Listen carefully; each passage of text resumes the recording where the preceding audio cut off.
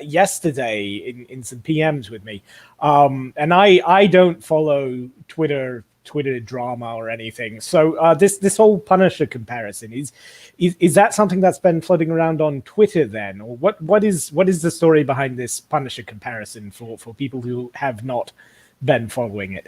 I feel like it's just a midwit Twitter NPC thing where the idea is where, oh, well, Punisher kills people, she's killing people. You right wingers like Punisher. Why don't you like her? You bigot? Is it because he's a man? I think it's just like a standard NPC.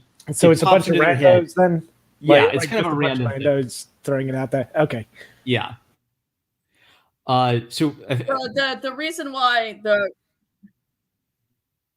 I became familiar with it because Perch, he did a video in response to pushback he apparently got from people saying that, oh, she's just the Punisher. Why are you bothered by this? So that's how I became aware of it. And I think Marmaduke has it right. I think it was just randos on Twitter, rando SJW randos on Twitter that are trying to apologize for this abomination of a comic. And that's the argument that they came up with. I also think there's an element where there are some amateurish aspects to this comic, and kind of like an effort from the author to try to obscure what a bad job he's doing. So we see this scene where she sees the plastic bag, she walks up and murders some clerk or some manager at a little grocery store. Like he might not even have been the one responsible for it, but she just straight up murders him, right? Can I just say that because he's clearly not the one responsible, because it states very clearly that he is in the middle of Las Vegas, which for anyone that doesn't know U.S. geography is about like 3,000 miles away from the ocean, specifically the Pacific. So he would not have been in any position to have thrown that. Well, maybe in your Western imperialist rationalist world, but maybe in the universe of this comic, the plastic bags can teleport to where they need to be to kill the innocent. So maybe he was a mutant, and his mutant power was teleporting plastic bags into the throats of sea turtles in the middle of the Pacific. You'd be internalizing anti-mutant bigotry. So later in one of the later issues, they lampshade this, and they have the guy say. They have the guy tell a joke like, "Oh, don't you think you were overreacting? Ha ha ha!" by stabbing me with the scissors. So that's sort of the author's way of kind of acknowledging, yeah, this is kind of a goofy premise. So I'll make a joke out of it. See, I'm doing a thing, guys. What I really feel like this is a fig leaf for, though, is there's something really deeply. It takes a disturbed mind just to think of this, and this is actually a lot different than kind of like a lot of the classic.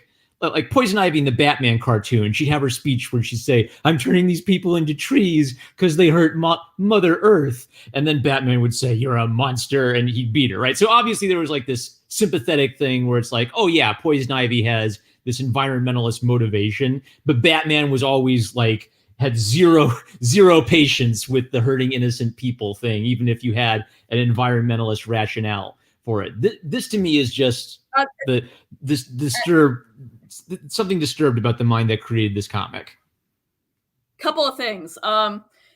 In the PM conversation that Punchy and I had last night, the subject of Captain Planet came up as an example of what environmentalist propaganda looked like in the 90s, right? Yeah. It was very cheesy, very lame, very terrible, and very preachy. But one thing that Punchy and I both recalled very distinctly is what we both recalled very distinctly is that Captain Planet never killed anyone. He was just a lame knockoff Superman with lame powers and lame sidekicks, basically.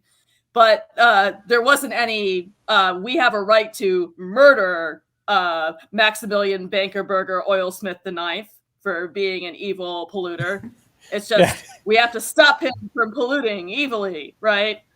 So there's been a change, in the past 30 years between what is considered acceptable in environmentalist propaganda, what was considered acceptable in the 90s versus what is apparently considered acceptable for some people today, although fortunately not the majority, because even like the normie Bing Butts didn't like this comic. So and also just point out that Punisher kills guys like serial killers, rapists, and thieves. Maybe like thieves are the most sympathetic. We feel the most sympathy for just the thieves who run into the Punisher. And even then, it's like a big moral gray question that he kills murderers. This girl's killing completely innocent people. And also throughout the comic, characters like Wolverine, and I'm guessing it's Charles Xavier who has Cerebro on. They're talking about, oh, she's misguided. Yeah. Wolverine says, "Don't worry, dear. I just want to bring you in quiet, like." This is the kind of storyline that in the 90s, if you did the evil eco-terrorist thing, the hero would be dragging them in by their hair, right? Like it wouldn't just be enough for them to be captured. We'd want to see them get beat up. This is really carnage-y stuff that she's doing. Yeah, right. And the other thing I wanted to say is regarding the guy who gets stabbed in the neck. I've written a rough draft already of the review I'm going to write for M3F on this comic. And one of the things I said was killing the night manager at a grocery store chain in Las Vegas is like beating up the kid who mans the register at McDonald's because you disagree with corporates dealing with conventional factory farmers. The night manager at a grocery store or the guy manning the register at McDonald's has nothing to do with what the overall policies of the company are. They're just wage cuck wojacks trying to make a living, you know? So when I heard the Punisher comparison, my immediate thought was, yeah, but see, the Punisher actually shoots guilty people, not innocent people who just happen to be associated with those making the bad decisions. So there's a huge difference there, in my opinion. One more statement I have about tone is, even if you were doing the thing where we're not supposed to be rooting for Nature Girl, and I actually kind of like read some of the comments on a comic book sharing website, and there are people in the comments saying, I hate her, and people in the comments saying, yeah, you go, girl. So there actually is a segment of the population that resonates with this kind of thing that they're speaking to. You wouldn't, if you were doing the thing where, oh, this is totally inappropriate, kids, you should never do anything like this, you wouldn't make a point of having all of the blue collar working guys be evil bastards right before they get killed, right? Because that's how you know they deserve it, is they say some mean joke or do some mean thing right before they die torturously. See, I don't think you can... You just can't read this and assume that what the moral message of this is supposed to be is that Nature Girl is absolutely awful and what she's doing is inexcusable. There's a glee at the torturous deaths of the guys in hard hats that she's going after. So it's almost like someone really wants a bunch of working class guys in hard hats. It's the opposite of a Marxist revolution. We're gonna rebel and kill all the proles. Yeah, it's the Ted Turner revolution. It's what Captain Planet was hoping to spark off, and now it's kind of reached the purge phase, the violent liquidation phase. But yeah, I mean, I'd agree. Unfortunately, I think I have to agree with both of you. I'd like to come up with a hot take where I defend her. But yeah, the Punisher comparison is obviously a bit off base. I can kind of see where they're coming from. But the only way that you can really make that stick is if you believe that she's morally justified in murdering a man for working at a store that has plastic bags, right? If you think working at a store that has plastic bags is on the same ethical level as being a chomo or a career torturer who works for the mafia, or some supervillain that just goes around serial killing people and cutting their skin off, right? And then you've got the guy who works at a store with plastic bags. If you see those things as equally evil and equally vile, if you see those as an equivalent, then yes, I could see that you making the Punisher argument and sticking to it, because as you guys have said, the key with the Punisher isn't that he's violent. I mean, he is violent. He does murder people. He's fine with killing, but he kills people that he feels deserves it, right? Like we went over with the Civil War story arc, right? Like he didn't even lift a finger against Captain America because he knew that Captain America was one of the good guys and he respected Captain America, and if Captain America killed him, so be it, but he doesn't hesitate to kill the supervillain. So like the Punisher thing seems kind of dumb. If it's just randos on Twitter, I'd say it's just them being dumb. Maybe they're trolling. Or they could just not have much sense of the characters or much sense of morals. I mean, I can't really say I feel like there's got to be like a mother Gaia for people who sincerely like this stuff. I think there's got to be like a mother Gaia thing where we've sinned against Earth. The goddess Earth will punish us. Well, that's one of the things that because I have to say, like, maybe my hot take would be that I could see this character working, because as I was going through it, right, I was kind of thinking, I mean, well, obviously this character is Poison Ivy, right? like this is Poison Ivy written by someone who doesn't realize that Poison Ivy is a villain. Yeah.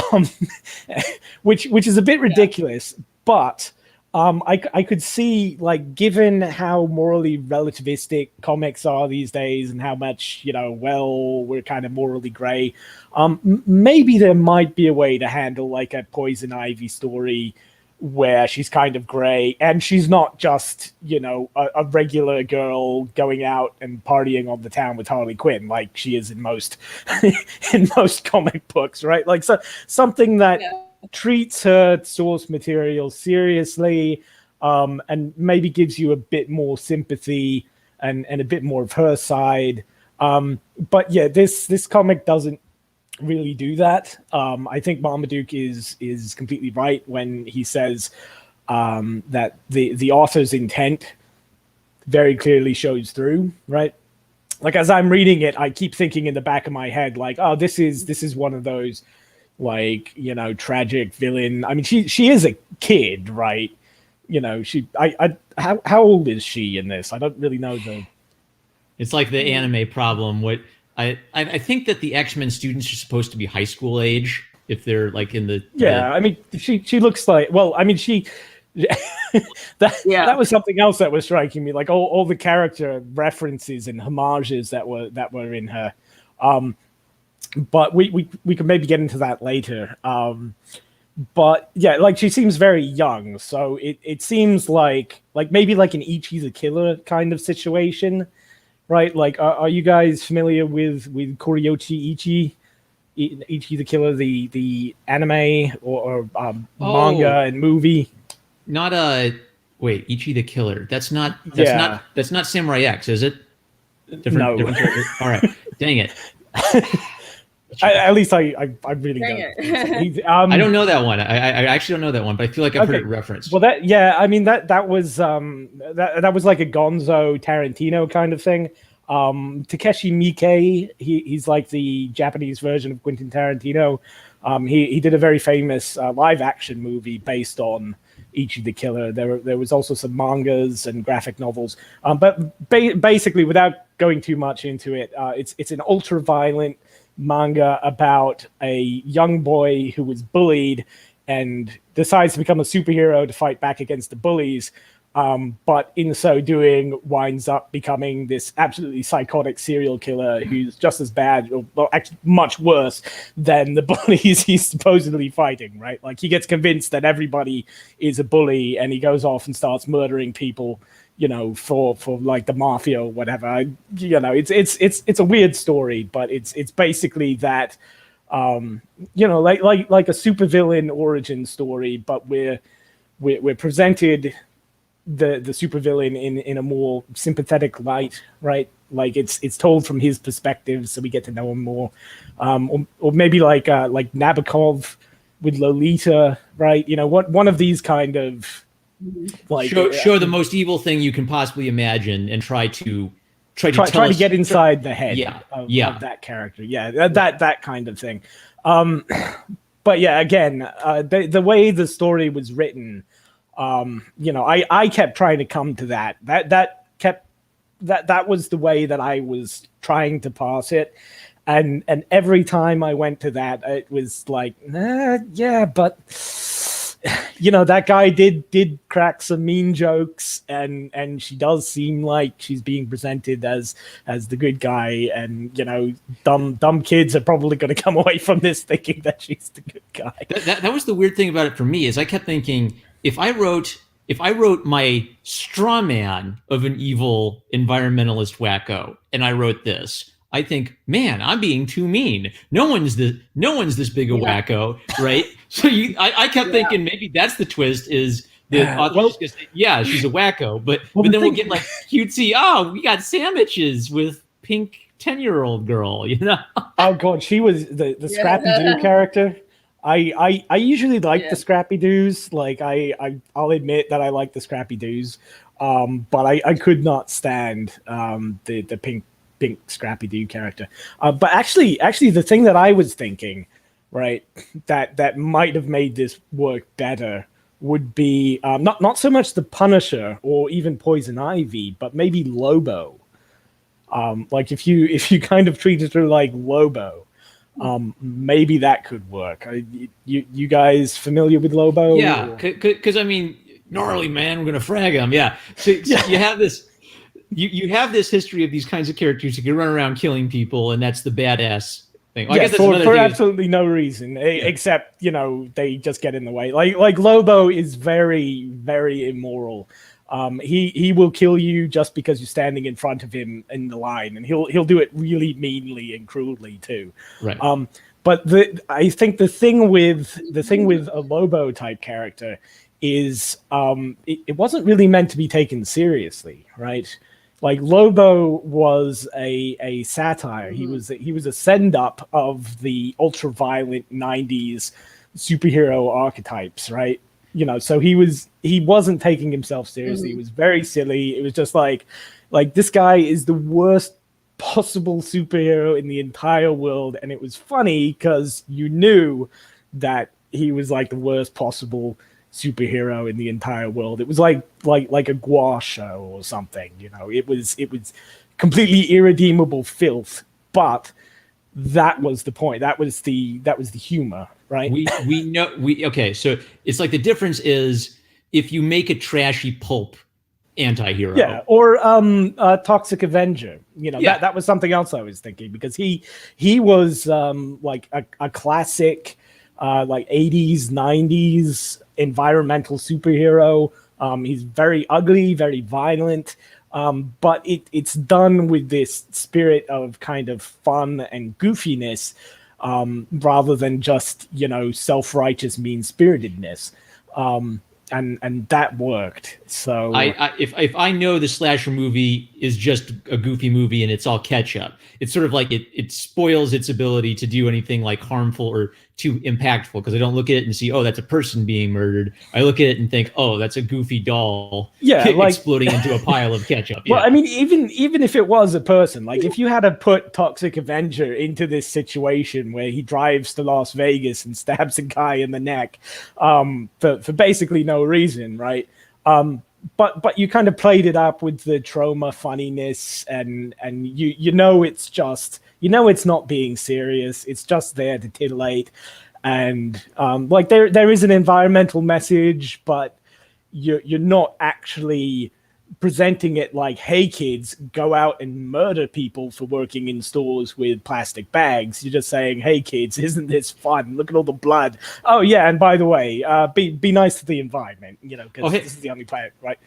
I had what I thought was maybe like maybe like a Galaxy Brain or Intro Galaxy Brain take on intersectionalism while reading this, right? Because Black Mamba shows up and she's just got like the killer thighs, and I thought, oh wow, great thighs. Wait a minute, this is trying to trick me. The butt's trying to stop me from thinking as I read it. It's sort of like it. One thing I've learned is periodically there will be in comics a debate about the sexy lady and how the sexy lady is the male gaze, and we'll get upset and say, no, it should be okay to have sexy ladies. But then why is there a very, very sexy lady in this comic? And I guess my actually, there's a couple. There's more than just one. Yeah, and like my light bulb is, well, this book isn't about intersectional feminism. This book is about environmentalism. So it's okay to break the intersectional feminism rule when you're writing the environmentalist propaganda. Well, if you were writing a feminist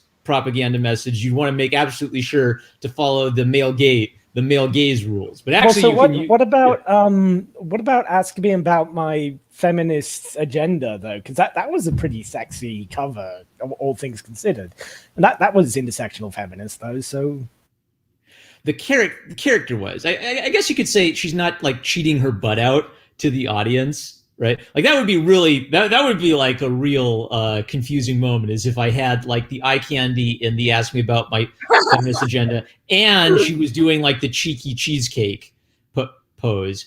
I feel like, okay, they tone it down for superhero comics, right? So it's sort of like you can't not have beautiful ladies in a superhero comic. I mean, you could do Squirrel Girl. Yeah, they've done a few characters like that, but it's kind of like there's the Western comic version of fan service, and then when they clean it up and try to make it a little bit more modest, it's still like a supermodel wearing the modest outfit, but she's definitely wearing a more modest outfit than the traditional superheroine wears. Yeah, right? What was that?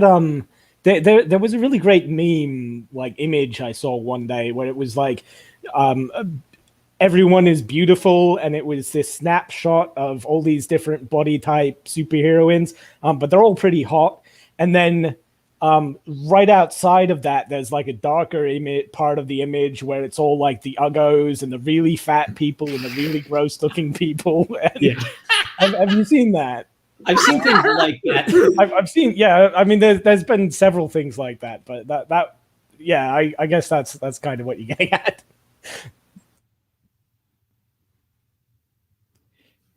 Anyway, the thighs are a lie. Yeah. Don't let the thighs distract you from the Satanist propaganda. Don't let the thighs drag you in. Yeah. If we're gonna get into fan service, then maybe now would be a good time to get into character design, because that was something that struck me was this design of what's her name, Nature Girl. Nature Girl, yeah. Nature Girl, yeah. Very inventive. Did you guys have any thoughts on that? I think it's weird to have horns on a girl who's running around ripping people apart and talking about judgment, right?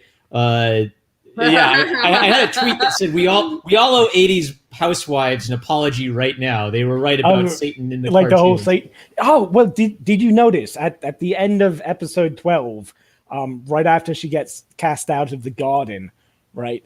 There's a teaser for the next issue, Paradise Lost. Oh, nice. You get it. Yep.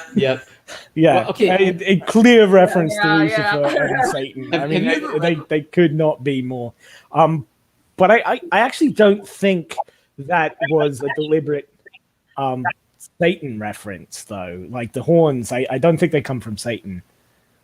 Well, she also pre-existing this, she was just sort of like a weird little normal fighting girl. So that might be a coincidence. Who knows if the writer of this comic had anything to do with the initial design?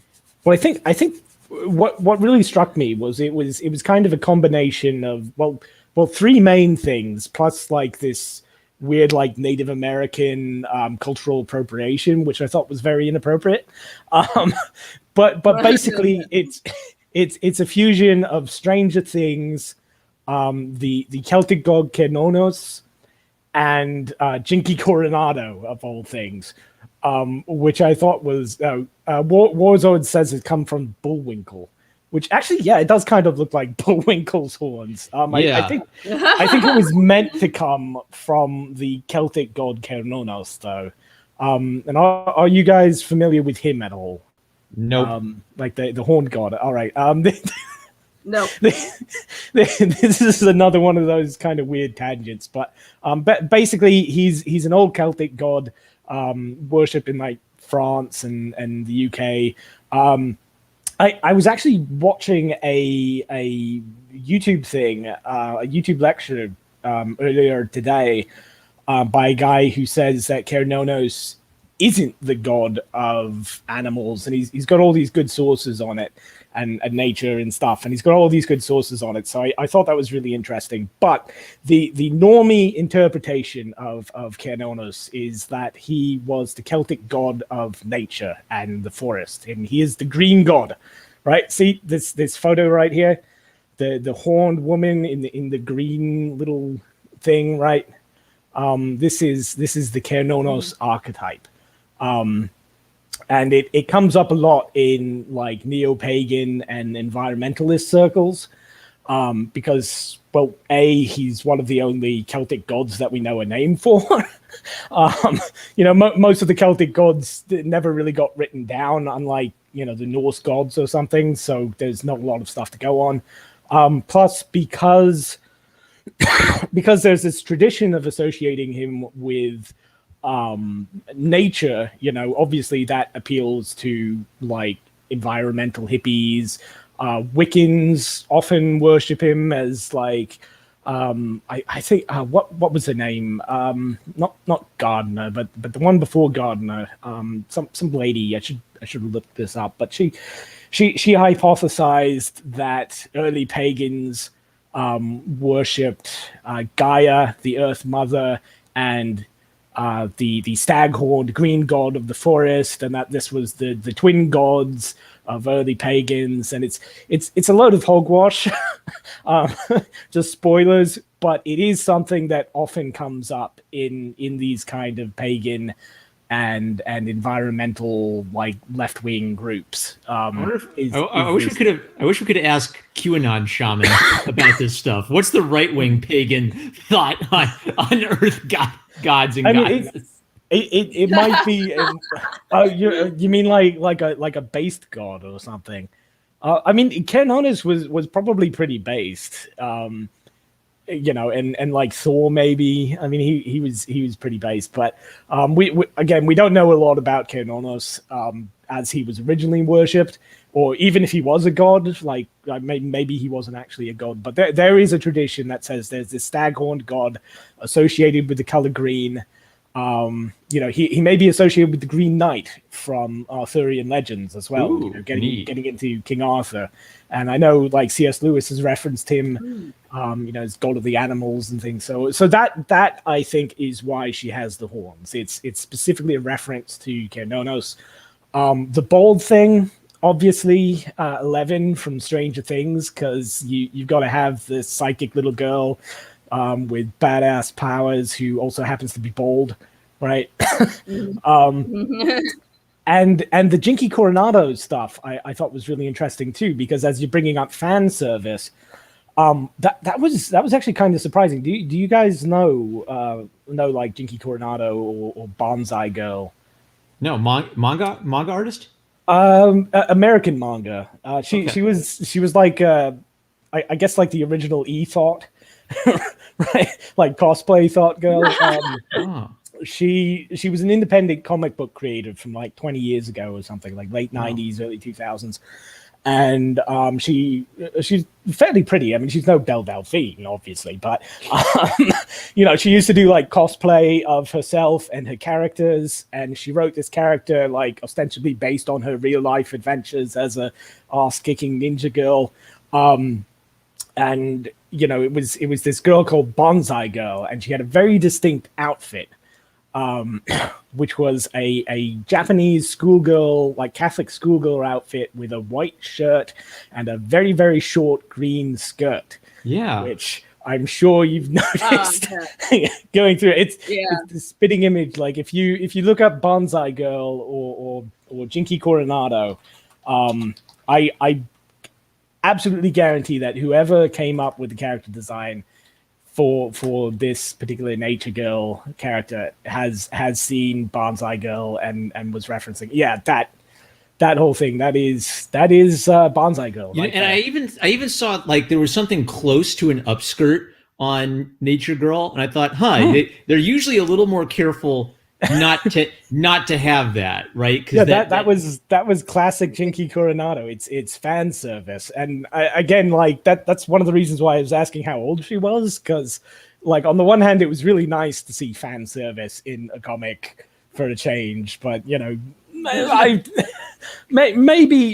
that might be a bit inappropriate with consistency is for the proletariat. Like a thick thighs in July. Yeah. It could be, but like don't get sucked into fan service. Yeah. But so it was this weird combination of all these things, like Hernonos, 11 from Stranger Things, and Bonsai Girl, the fan service American manga superheroine. She's like Tech Girl meets High School of the Dead. If anyone's interested in those two things, you might get a kick out, or like Danger Girl, right? Like Abby Chase, that kind of old stuff. But and then of course when she goes bald, she gets that like war paint over her face, which is very reminiscent of like certain Native American tribal war paints, which I personally thought was a little problematic, since I'm not sure if she has Native American heritage, and that just seems like cultural appropriation to me, so I disavow. But does she is she like a Native American or something, or is that too stereotypical for an environmental superhero? I don't know enough about this character's background for that. All right. It's just it's an enigma to me. I guess I'll say, because she's got a really interesting character design. Like I like the elements of a character design, and I think she could do really well if she was completely different. After you do a story like this, like you can never go. Once you have a character go on a killing spree, you can never go back to where it's like, oh, they're back to their little adventures, or you can pretend that the best you can do is just not make sure no one references that one time Captain America was a Nazi, right? We're gonna pretend that era didn't happen. Yeah. Oh, that was some crazy dream we all had. Yeah. Hello, Evie. Yeah, I mean, I guess maybe they could bring it back from this. I doubt it. If I were in charge of this, I'd just make her a supervillain and kind of have at it. Fun, newfangled Poison Ivy. Seeing as Poison Ivy is now just like Harley Quinn's girlfriend or something. She'll be the Marvel Poison Ivy or something. But I don't know. I don't think that's going to happen, unfortunately. All right. I kind of like expressed my thoughts on X-Men Green, X-Men Infinity. Wait, it's like X-Men Unlimited Infinity or X-Men Infinity Yeah, X-Men Unlimited Infinity Comics. Infinity Comics, yeah. Well, X-Men Unlimited Infinity Comics, X-Men Green. So it's complicated. The name of the story is X-Men Green, but it's from it's issues 5 to 12 of the X-Men Unlimited Infinity comic. Okay. Yeah. I was going to add that. What was I going to add? I was going to add that. Dang, I lost my train of thought. Let me look real quick at.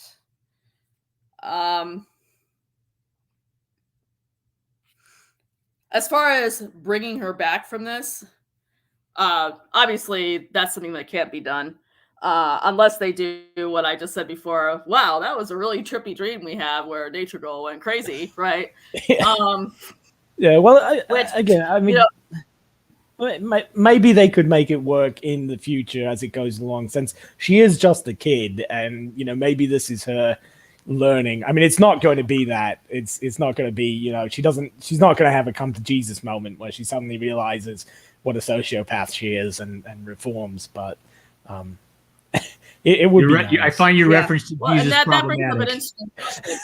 It's culturally appropriating Jesus now. Yeah. Well, no, Jesus is the Western imperial religion that you want to impose on the pagans. Yeah. It brings up an interesting question, though, that can you actually bring a character back from a killing spree like this? I especially ask this of Marmaduke fan because as a fellow Christian, I think theoretically we're supposed to believe in the concept of redemption and that it would be possible for everyone theoretically. So how would it be done in a story context? All right. Okay, so if it's not her fully becoming a villain, at the very least, you'd have to have an acknowledgement that what she's doing is wrong. And kind of like the undertone to this is most of her interactions with the people she's killing has the author hinting that we're supposed to be, laughing and chortling at the nasty sorts of white men that she's dispatching. So I don't think the author believes she's guilty enough to need a redemption arc.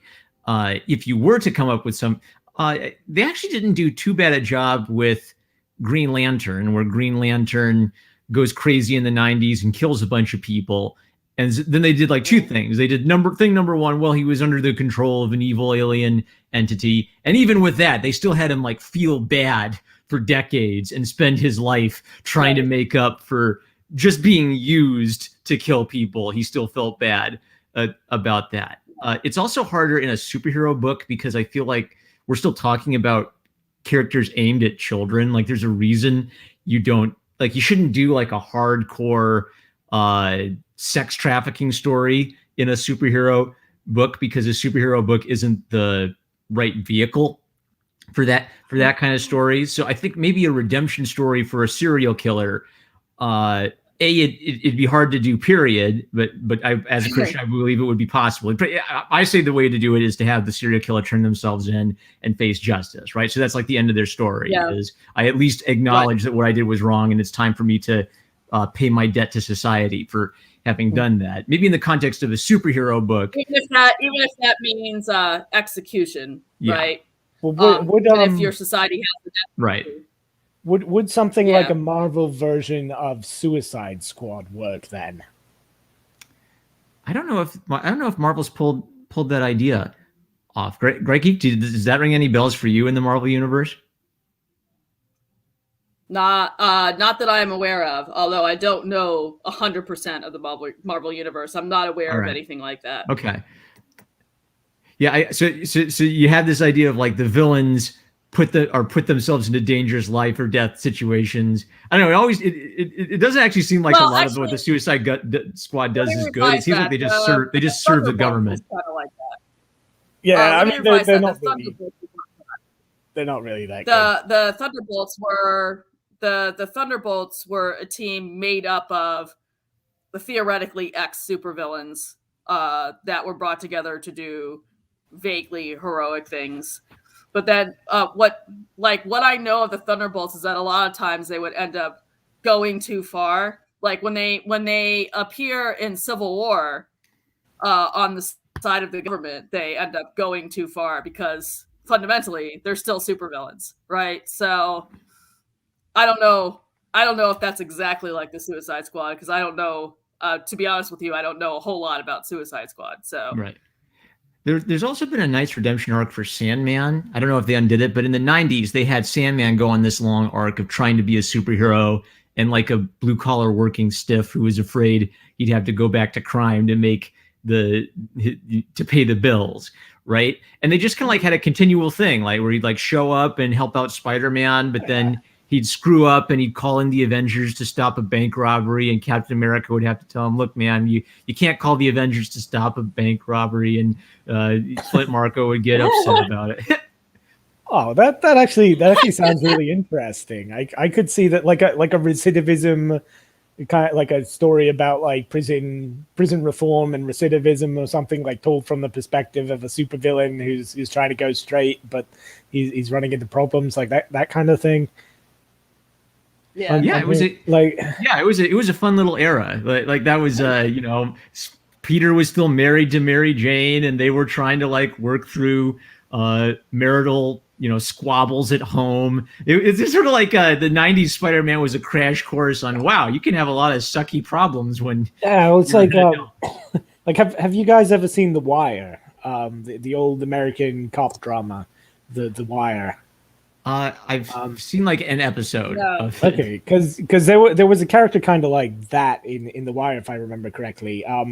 The large African American guy who's coming out of prison and he wants to go straight, so he tries to set up like a boxing ring for at-risk youth or something, like a boxing club for his community, but he's always kind of caught between these different worlds. So something like that might be interesting. Yeah. I could see that working for us. I don't think that would work for this particular supervillain. And it sounds to me like both of you would agree that the very first step, like if there's going to be any redemption at all for Nature Girl, the first step would have to be her acknowledging that she's a supervillain. Is that correct? She has a problem. Okay, yeah. The first step is admitting you have a problem. Admitting you have a problem. Yes. That ties into the theme of bottle quite nicely. Killing innocents also ties into the theme of Demon in a Bottle, which we can get to. I mean, it was a different kind of situation. Spoiler warning. And it wasn't really him either. Yeah, well, it wasn't really him. We can get into that. Yeah. Well, I wanted to read some paragraphs in this draft review that I'm pulling up that were kind of me trying to spitball some ideas of how this could be saved if it is salvageable in any way. So what I said basically is that improving X-Men Green would have been very simple if anyone at Marvel had actually cared. First of all, Duggan's editors should have struck every panel in which Nature Girl celebrates the death and destruction she wreaks. If she's meant to be a vaguely sympathetic anti-hero who simply snaps when she witnesses the unnecessary death of one more innocent wild creature, then violence for her should be a grim course she's taking as a last resort, and one that constantly tortures her, And secondly, we should have seen Nature Girl impose boundaries on her own behavior. For example, maybe she could have limited herself to property crimes. And maybe we could have seen her ream out curse when her twisted little sidekick goes too far and actually kills someone. Note, I don't approve of property crimes, mind you. I also don't approve of Punisher's style of vigilante justice. The point here is that even an anti-hero needs some rules.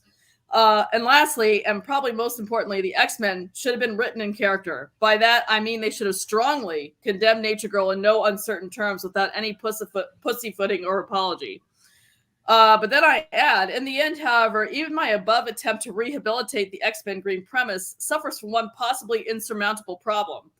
In a fictional context in which Omega-level mutants have just terraformed Mars in a single day, it makes no sense for climate change or environmental degradation to exist on Earth.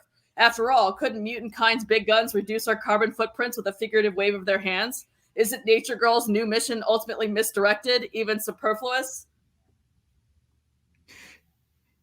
Yeah, I like that take. It reminded me of something. Have either of you guys seen the Batman cartoon from the 2000s? Not the famous 90s one, but the post 9/11 Batman cartoon?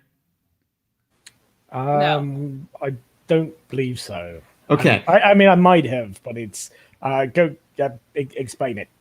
So because there's like a subplot that actually kind of would directly illustrate what Right Geek was talking about. So in that cartoon, they actually introduced Batgirl as being like this kind of troubled SJW kid who would like sneak into chemical factories and like spray I don't know, like silly string on the evil capitalists, right? So it was like they had Batgirl and Poison Ivy be friends, and Poison Ivy was pulling Batgirl down a dark path, and then they kind of had to give Batgirl kind of like this mini redemption arc where she got in trouble with Dad, and then Batman ends up being her mentor, right? So it's kind of like if you wanted to write environmentalist propaganda, that would be a really great way of doing it, because it's kind of like having you say, oh, poor Batgirl, you know, she's such a stupid kid, but she's basically harmless and she's well-intentioned. So what she really needs is a guide like Batman to teach her how to take her, you know, youthful desire to do right and point it in the right direction. Right.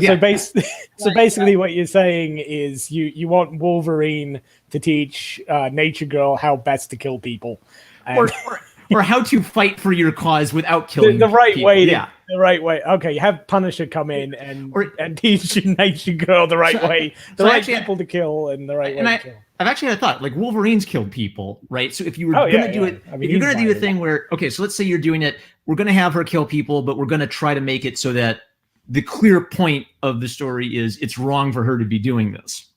Something Wolverine could say is, look, I've been all over the world. I've fought in all these wars. I've killed people all the time, right? And basically act as like a mentor saying, you've already killed someone. Don't keep adding more to that, because you don't forget this, right? Speaking as someone who's done a lot of killing, but then we send Wolverine on a wild goose chase, chasing after funny doggos with the scarf around their necks. Ha ha ha.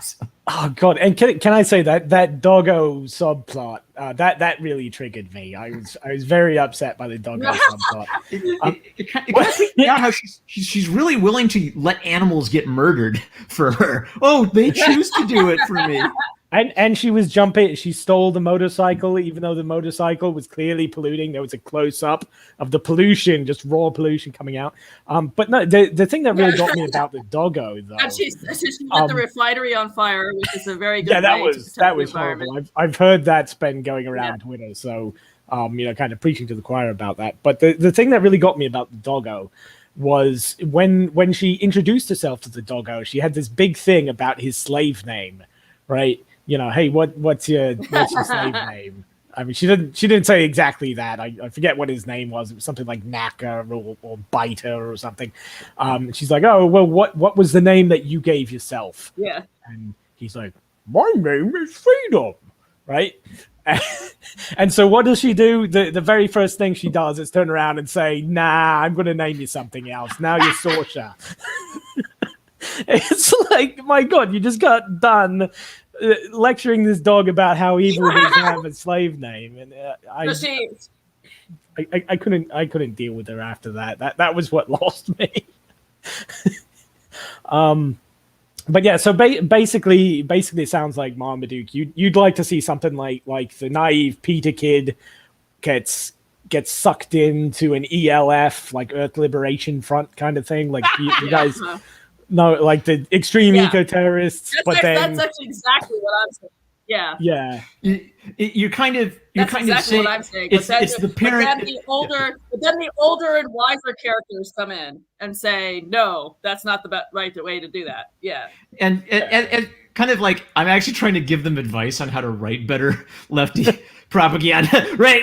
But you would at least be able to say there's a moral way for you to try to express your frustrations about the environment, and that kind of has to be true. Like I would say, like it struck me how both Lewis and Tolkien had environmentalist aspects to. Oh yeah, they were. Yeah. So they were very environmental. There's actually. Interestingly enough, like a lot of people kind of associate environmentalism with the left, like the far left wackos, but there's a lot of people on the right, the normie right as well as the alt right. Hello Varg, right?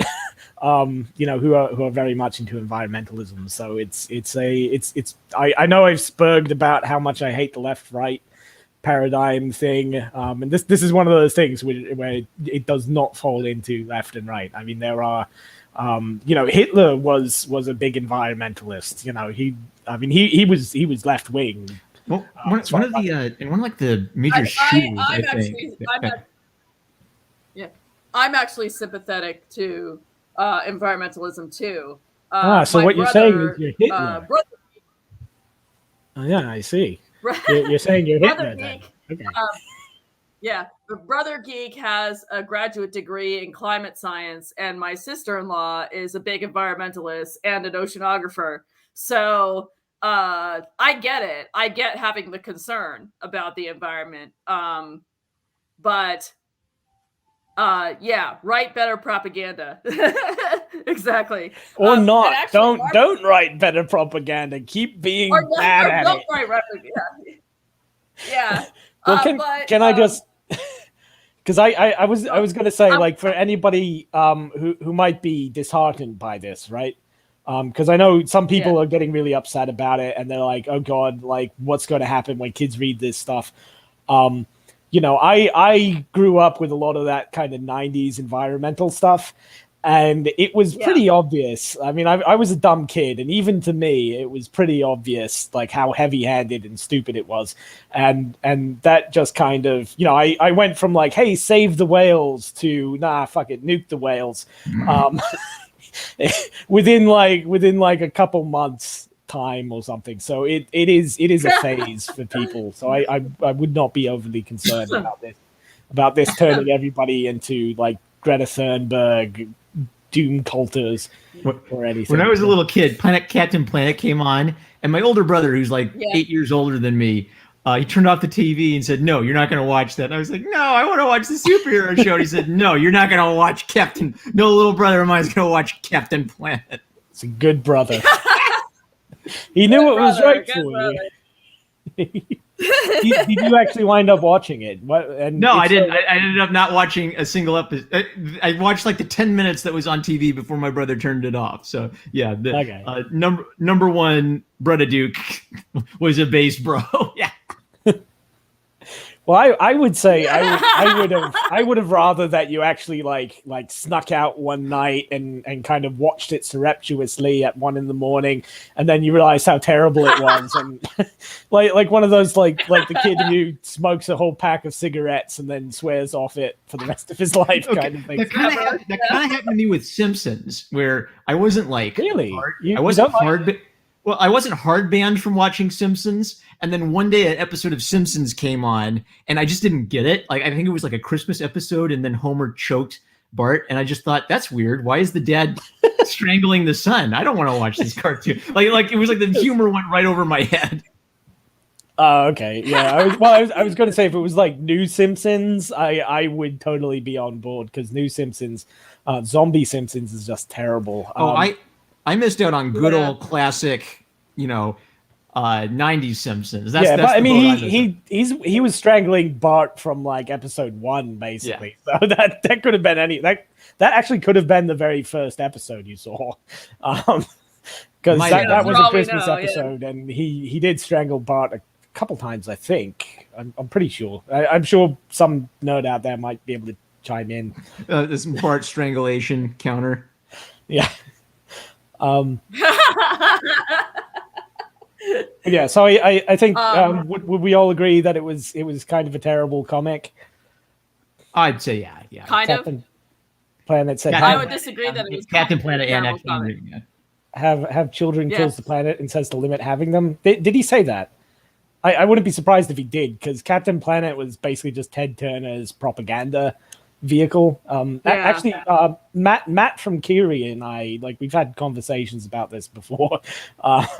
Deep lore about Captain Planet and stuff. We could do a whole show on how terrible that is. But yeah, and there's something that I've been trying to find for a while. Just real quick while we're on Captain Planet, because I distinctly remember when I was a little kid seeing, I think it was an episode of Captain Planet where they just threw in a reference to the president of Earth, like out of nowhere. Like the whole Earth was controlled by one government and one president, and it just kind of came out of nowhere, and it was never mentioned again, or something like that. And I thought it was the weirdest thing when I saw it. I was like, why the hell does the Earth have like a president? And I'm pretty sure it was Captain. Yeah, like real globalist agitprop kind of stuff. And I think it was Captain Planet. So let's see. I think the episode was actually banned, but there's clips out there. Ooh, that makes it even spicier. Wow. I would not doubt it. Yeah. I mean, even if it's not true, that's the kind of stuff you would do. Oh. Yeah. But I would say, as I said earlier, like this comic goes several levels beyond Captain Planet on the environmentalist propaganda, because now it seems to be endorsing murdering, blaming regular people and then murdering them for the destruction of the environment, which, as I said before, it misses why the environment is having issues to begin with. It's not that regular guy at the grocery store that you need to look at. It's national policies involving waste disposal and so on that you need to worry about. It's interesting. I didn't ask you guys to read the Captain America comic, but the Captain America comic kind of fits into the same theme, in which which one? The Captain America Infinity comic. It's the Captain America Unlimited Infinity comic. It's a 4-issue comic, I think. It's also one of those Infinity comics, and it falls into the same category, even though I did not ask you to read it for this stream, because that comic also ends with a message of regular people are enemies. So there seems to be a strong opinion among whoever is in charge of creating these comics that regular, ordinary Americans are to be hated and possibly killed for getting in the way of our agenda, which is very, very disturbing. Oh yeah, definitely. I mean, that is something I've noticed too. I know I mentioned The Boys in previous episodes. Again, I don't think you guys are you two haven't read The Boys, right? Or seen the TV show. Read it, no. Yeah, but it's got that kind of it's got that kind of ugliness. Like there's actually there was an episode, for example, where it starts off with a message about how the media radicalizes people and turns them into domestic terrorists, right? And turns them into right wing white domestic terrorists. It's this fat incel who goes out and murders an immigrant because he thinks he's a supervillain or something, right? And how bad it is. And then by about like 10 minutes into it, it completely shifts gears to, there are Nazis everywhere, you got to murder them. And it culminates in telling everybody to go out and punch Nazis and run people over with your cars and, gleefully murder people in the streets, right? And this is a piece of media, obviously. So it's this weird kind of internal irony and hatred of the proletariat.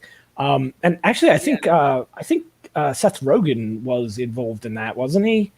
I'm not sure. We could Christmas series or something that he's that was that was the big thing now on Twitter, because people are getting mad at him for making fun of Christmas, and they brigaded his YouTube previews or something with a lot of really funny like Nazi jokes and stuff. I mean, I disavow that completely, but it's a lot of this mainstream stuff. Like these people, they're circling the wagons. They are inside their chateaus. They see the French Revolution coming, and they don't want to get into the guillotine, understandably. And it's getting ugly. So again, I would say, like, I'm not a doomer.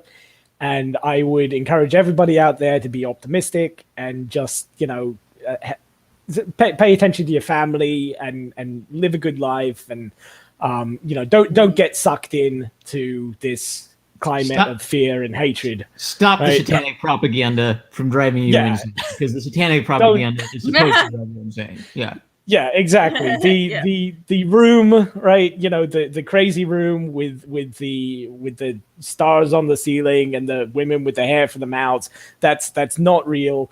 Don't get sucked into it. But Yeah, right, Geek, you're absolutely correct. There is a very ugly streak in many of the people in the media right now, and it helps to be cognizant of it, and it helps to point this out to people so that they can disassociate and they can realize what's going on, right? Because once you see it, once you understand the nature of propaganda and like satanic propaganda, it can still work on you, but it becomes a lot harder, right? Your mind, once stretched by new ideas, never quite regains its old form. So that's what I would say. Break the conditioning. Don't despair. Break the conditioning. Break the conditioning. Diamond. Yeah.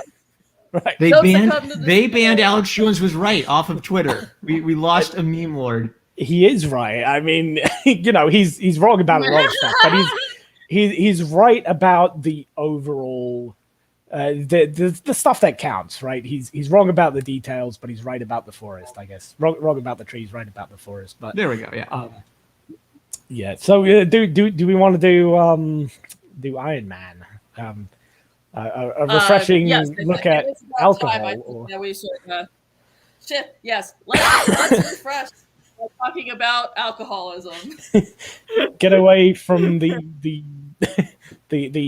underage, inappropriately dressed, psychotic serial killer, and go for the Playboy billionaire drunk. Instead. Yeah, drunk millionaire instead. Okay, so let me start getting my images up for that.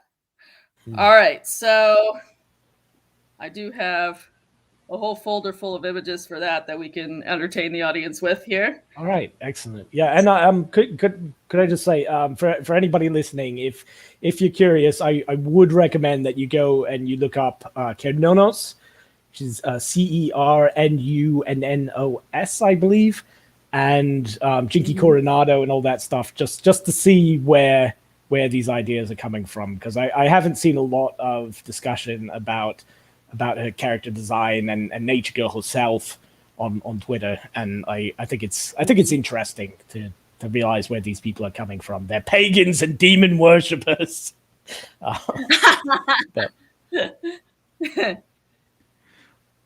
right. Okay, so can I say something real quick about? Can I say something real quick about this before we start? Because it was kind of like a fresh experience for me. Yes.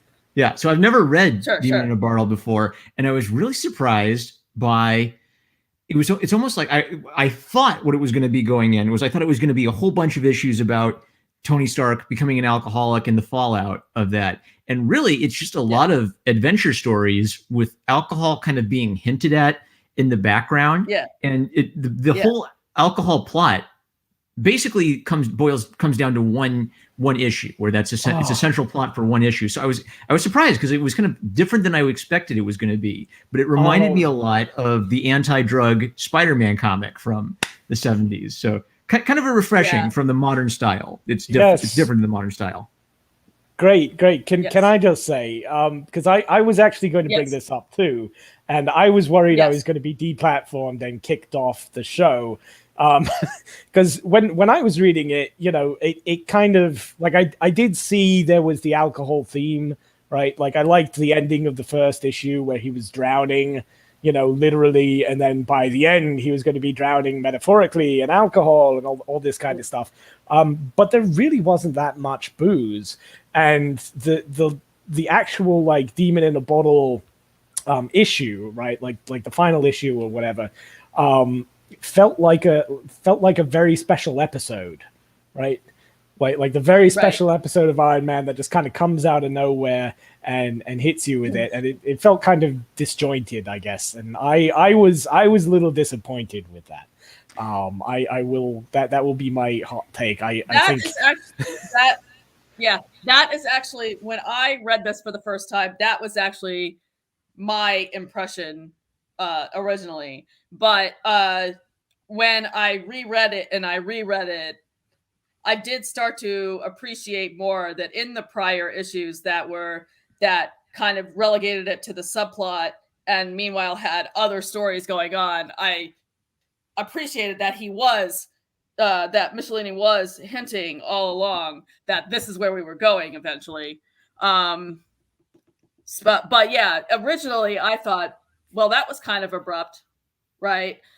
But now I'm thinking that actually, now that I've read it several times, right? Now I'm thinking that actually they were, in the 70s style, which is a different kind of style than the modern style. In the 70s style, they were trying in that style to set up what they were going to do in that issue. And it wasn't, and I think I appreciate it more now because I know it's not just a very special one-off. They actually go deeper into it. When we get to Denny O'Neil's run, which we are going to do a stream on that. I'm declaring that now, by the way. But the Denny O'Neil's run goes a whole lot deeper into it. Like I said to you, Marm, on Twitter, Denny O'Neil's run gets the long saga of the actual effects of alcoholism that we don't really see in this story. This story just sort of introduces the idea. I don't know if it was the first time. I don't know if it was the first time in a superhero comic. That I'm not sure about, but it was definitely pioneering for Marvel at the very least. Yeah, like there's the product of its time angle, and also actually kind of like in a lot of ways, like in the sense that Michelini is still probably you can tell Michelini has a preteen audience in mind generally. So it's like he's trying to literally explain alcoholism at the 12-year-old level. And there's also the problem of you have no guarantee that the kid's going to pick up the next issue, right? So yeah, maybe do a cliffhanger to encourage them to pick up the next issue, but kids aren't going to be in for the long haul for a 20-issue alcoholism story arc. Let's tell the story and get him back into the Iron Man. Let's have him solve his problem in a 80s montage sequence and get back into the yeah. What was this? Was this aimed at preteens then? Like, was that the primary target audience, or was it just adolescents? Oh yeah, you could broaden the range out. Yeah. Okay. Yeah, because one of the things that really struck me as I was going through was the very non-current year female male gaze kind of treatment on all the sexy women, which was kind of refreshing. It was a culture shock coming from these other more recent ones. Let's see, those beautiful brown eyes could look up another martini for me. Yeah. just Tony Stark with his constant rape culture. Yes. And there was a part where like it goes into a Vegas showgirl's dressing room, and the beach in the south of France and all these kinds of things. So that was kind of weird. Yeah. But I guess preteens can appreciate that too. Whatever. it's fine. Yeah. This came out in 1979. Definitely in that era, Marvel was thinking that their audience was primarily boys from ages 9 to about 16.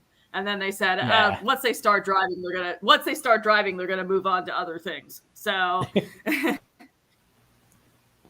so we have the first pictures that the first couple of pictures that flashed by here were from 119. Actually, I just put them into this folder because they're sort of the lead-in.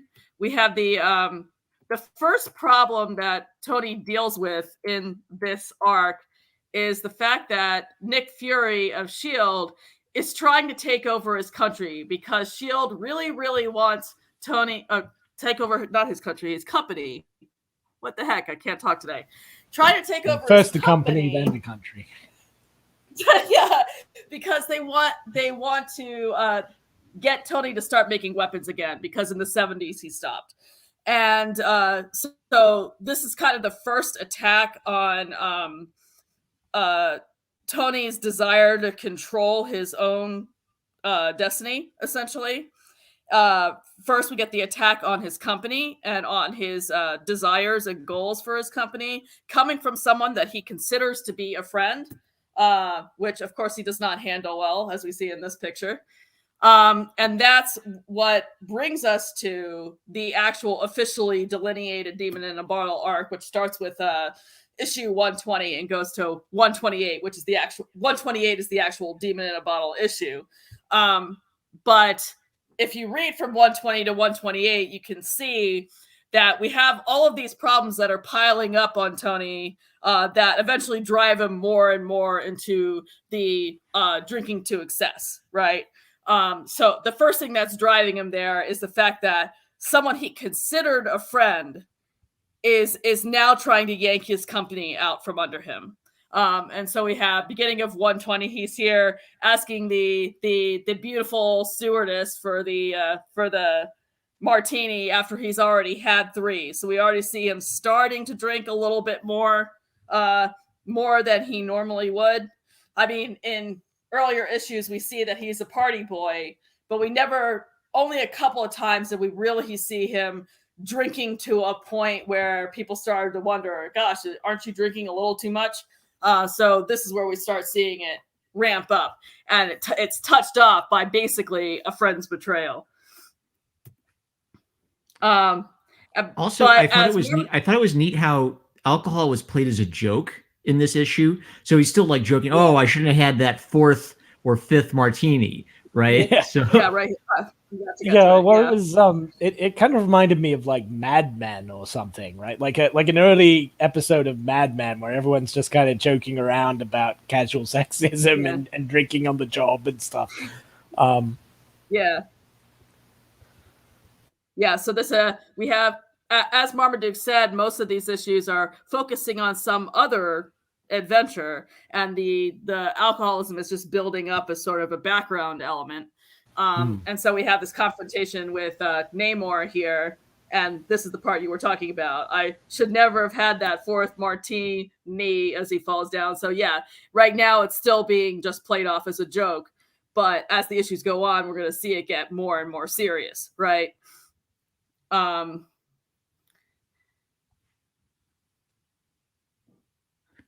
Also, we have an environmentalist whack job in this issue. No, but actually much better. Oh, yeah, exactly, yeah. Because he actually just wants to get away from the government and be an anarcho-libertarian or whatever. Wait, which one, Namor or the hillbilly guy? The hillbilly, yeah. The joke hillbilly. Yeah, I mean both of them actually. Both of the... Namor appears in a lot. Yeah. Because Namor in a lot of Iron Man issues where he appears, it's Namor having a problem because somebody is dumping sludge into his seas, and then Iron Man has to come and resolve that issue.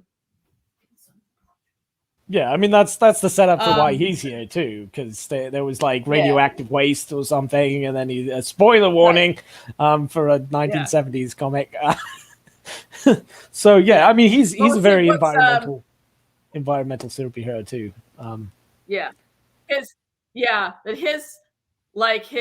ultimate motivation for that is he lives in the sea. Like his country, his nation is there. So if people are poisoning the sea, that he perceives that as a direct attack on his nation, basically. Namor is interesting because he's like the ultimate patriot for Atlantis. It's the Little Mermaid meets Wakanda. It's and the other thing that's interesting about Namor is he's portrayed as sympathetic, but at the same time you have Iron Man coming in and saying, "Stop going crazy. Let's be sensible about this," right? Yeah, well, that was something that struck me about him, was that even though like he's a superhero, right?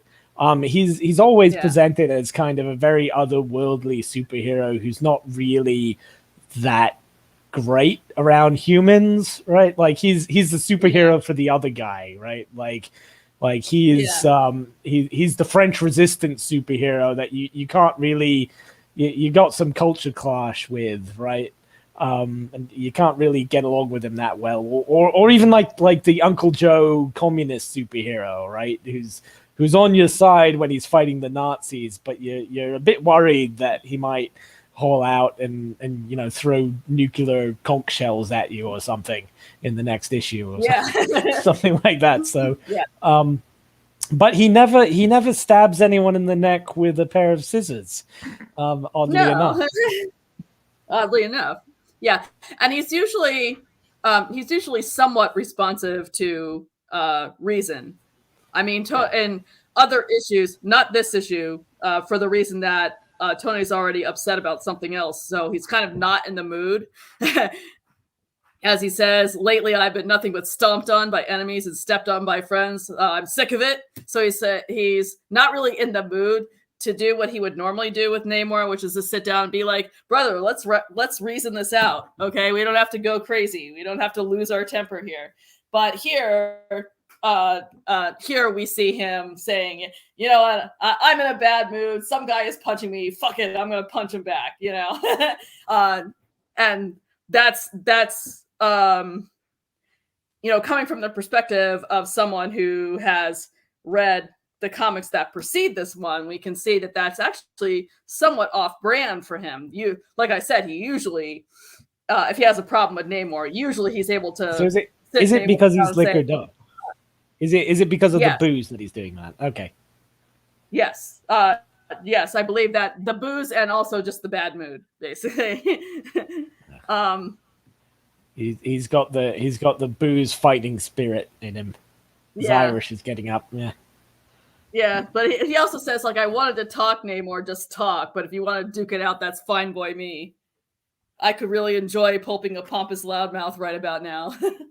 But you can see, like, usually he knows that what he would usually do is just try to talk to him and figure out what the heck's going on. Yeah. And can I just say, the action scenes in this were really great. I really enjoyed them. Yeah. It's almost as if comics books are a visual medium, and that something about Marvel being dynamic or something. I don't know. It seems weird to me, but how to draw comics the Marvel way, kids. Yeah. Yeah. Yeah. So we have meanwhile, what starts off as another subplot that's kind of going on in the background that eventually gets fulfilled a couple of issues later. We have Justin Hammer here plotting to take over Tony's armor with some radio waves, essentially.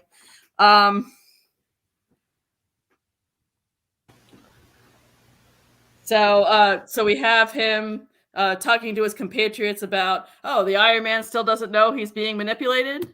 And yes, he is being manipulated. As we see, this is a cliffhanger from one of the early issues of this arc, where Hammer basically sends a signal to Tony's armor that opens up his eye holes, and he essentially almost drowns here. And this is the end of one issue, to which I say, this is a pretty good cliffhanger right here. This will make you want to pick up the next one to figure out, oh my gosh, does he drown? Or he'll just traumatize you, and you'll cry yourself to sleep for like the next several months because you don't have a comic book store. But that was actually really interesting. Again, I'm wondering, it was probably intentional, but the whole Iron Man drowning in the sea, like his eyes open up and he can't take reality that's around him, so he starts drowning in it, and then that parallels quite neatly with being unable to get your eyes open when you're drinking and drowning in booze kind of thing. So I don't know if that was what they were going for, but that was how I was interpreting it, and I was like, oh god, this is going to be brilliant. I would say that Michelini is more likely to have been thinking about this intentionally than someone like Jerry Duggan, because we're going to get to stumbling into genius. Because we're going to get into another part here where I think it was a deliberate setup of deliberate is what I meant to say. Deliberate setup of parallels between an early scene and a later scene in the same arc. when we get to it in the crawl here. Yeah, I'll bring that up. It's like Chekhov's booze or something. Chekhov's fifth of gin. I was actually that was one of the things that kind of set me up thinking that there was going to be more about the booze. So that almost made me more disappointed in the story as it went along. But yeah, I get what you're saying, Mark. So. Yeah. Here we have another test of the disruptive signal here, throwing off one of his boot jets. So what we have here in these early issues is Justin Hammer is dicking with him from afar, and he's unaware of this. He just knows that his armor is on the fritz for some unknown reason that he has to discover. And here's him crashing through an office here. And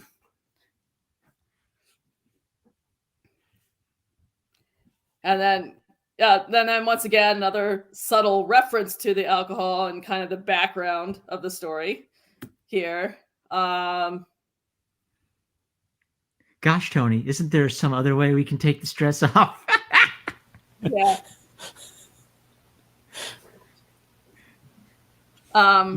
Tony getting right down deep into the rape culture right there. It's a total male gaze rape culture. And even worse, it's consensual rape, which is the worst kind. Is there consent? Is there someone you forgot to ask? I consent. I don't. Start on this second. So this is the part you're talking about at their little date here. Had we start, he's ready to open the champagne, and she's like, "Don't you think you've had enough?" So again, another suggestion that he's taking it just a little too far with the drinking, but really, this particular issue is not focused on that at the moment, right? It's just trying to set the groundwork for what happens later. And here, what happens is, what happens is he basically listens to her and doesn't take it too far, right? Then we have this one. This is in the casino, right, where the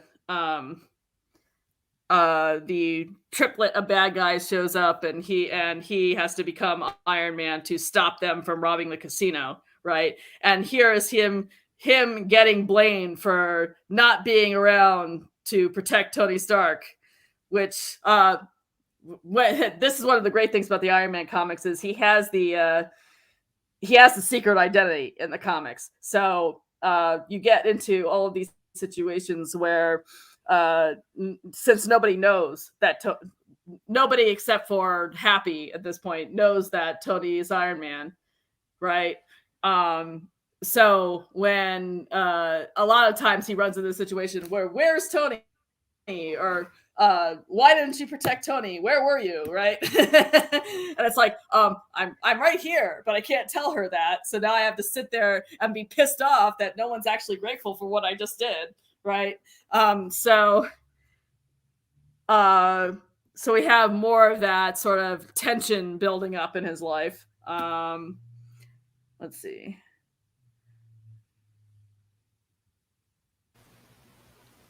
Yeah. And this is him apologizing. I guess I did have a bit too much champagne.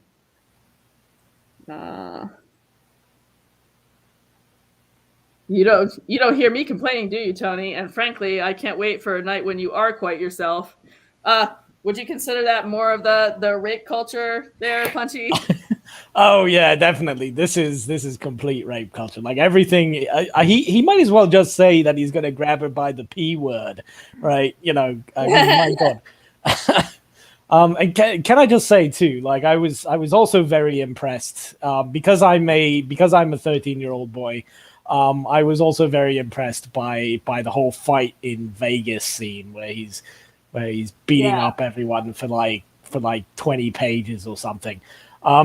But it was weird because, you know, the whole time as he's beating them up, there's like a narrative story developing, almost like it's in service of some other aspect of the comic, rather than just simply superheroes punching each other in the face, right? Which was odd. Also, I don't know if you have any picks from that fight, but one of the things in my notes was that the supervillains, right, their big plan to beat him was to all gang up on him and beat him up at once, right? And I was going to say once again, this is one of those areas where if only superheroes in the Marvel world had bothered to read One Punch Man, they could have saved themselves a lot of trouble. So yeah, definitely read One Punch Man, kids, because this was. I'm not saying it was ripped off of One Punch Man, but they had a time machine. Yeah, something like that. But yeah, it was a lot of fun. So the whole boozy stuff and also lots of great of the famous 20 panels to draw when the writer just wants two talking heads for page after page. Like they had like the close-ups, they had the over the shoulder. Oh yeah, that was great too. Because actually, one thing that we skipped when we were going through Nature Girl, X-Men Infinity Comic, Unlimited, Green, whatever the hell it's called, was how many reused panels there were. Copies? Did you guys notice that? Yeah, they're just straight up copying and pasting. And sometimes it was even on the same page too. Yeah. Right, like it wasn't even like, I forgot that I've already used this piece of art. It was like, I'll use like the same shot of Scrappy Doo twice on the same page. And then you look at Iron Man, and it's very cinematic, and it's got all these dynamic angles. Where was the I think we might have already passed it, but there was a part where there's a really great foreshortening panel. Where a guy's like pointing at Tony or something, or he's and his like fingers jabbing, jabbing to emphasize a point or something, and it's coming out of the panel, and I'm like, oh, that's that just makes my inner art geek just tingle, right? Well, it's John Romita Jr. is the penciler, and who is the inker? Like Bob Layton or something. Like this is like a primo team, right about now. Yeah, it was. I forgot that John Romita Sr. was also a junior. Oh, okay. Well, I don't know much about the old like 70s artists or something, but yeah, they are. No, he's Hispanic. I don't know. Maybe he's white Hispanic, but really. Okay, well, I mean that doesn't make any sense though. Well, that's something else that was confusing me about this. Because as we're going through, like Rhodey shows up, and there's this sidekick woman who's competent and a secret agent bodyguard, but this was apparently not written in current year. This was written before the current year, right? Right. So yeah. It was written in 1979. But how did they have a person of color as a competent major character? And yeah, I mean, this didn't make any sense to me. I wasn't sure what to make of it. So maybe it got rewritten or something. It must have been, because black people didn't exist prior to the current year. They edited it. So they must have. The ministry. The Ministry of Truth edited got to it. So. I guess I had a tweet there that they're trying to take away cool black guys and hard hats away from you. Don't let them take the cool guys and hard hats away from you. Yeah. Rhodey was just cool, like getting down to business of kicking evil's ass. Yeah, he was great. Yeah. When does he become War Machine? Spoiler warnings. What era was that? Late 80s. Okay, because late 80s. I know I've mentioned this to Run. Yeah. And then Denny O'Neil's run, he was Iron Man while Tony was too drunk to function. So that was the beginning of that, wasn't it? Because I know I've mentioned this to Right Geek. I don't know if I've mentioned it to Marmaduke fan, but War Machine was actually always my favorite because I used to play a lot of like Marvel vs. Capcom and X-Men versus Street Fighter as a kid, and I always liked his color schemes. So like Iron Man was good and all, but I always marked for War Machine whenever I saw him. I was like, oh, that's so cool. So yeah, good old. It's nice to see Rhodey. All jokes aside, it's and like I should probably save this for the Denny O'Neil video, but the thing about Rhodey being Iron Man in that period is that it felt organic. It wasn't like, oh, we got to replace the rich white man with a black guy. It was, this black guy is Tony's best friend who's been around for years, right? And is a hotshot fighter pilot. So he kind of he slides into that role, and it makes sense at the time. So that's why I did a comic review of that particular comic where he puts on the Iron Man armor for the first time, and I said, this is how you replace a superhero. Like if you're going to have someone else take on the mantle, this is one of the ways you could do it. This right here is Tony trying to get to work, but what we see in this scene is that his brandy laced coffee is actually starting to interfere with his ability to function as an inventor. So we're sort of upping the stakes just a little bit. He's slowly, gradually, kind of slow burn building the idea that it's starting to become a problem, and it's not just something he's doing socially. Where we see him at his drawing board, frustrated, unable to get anything onto paper because he's not really completely in his right mind. Is it the brandy or is it the coffee's fault though? Because coffee can be pretty bad when you're trying to pay attention to things and get you jittery. And maybe that's why he can't draw, because his hand's too jittery. So I would blame the coffee personally. Could be both. Why not both? And also his explanation that my nerves are frazzled too. It's a lot of things that are kind of coming together to disturb him. So he decides to, I'm just going to randomly put on the armor because maybe that will help.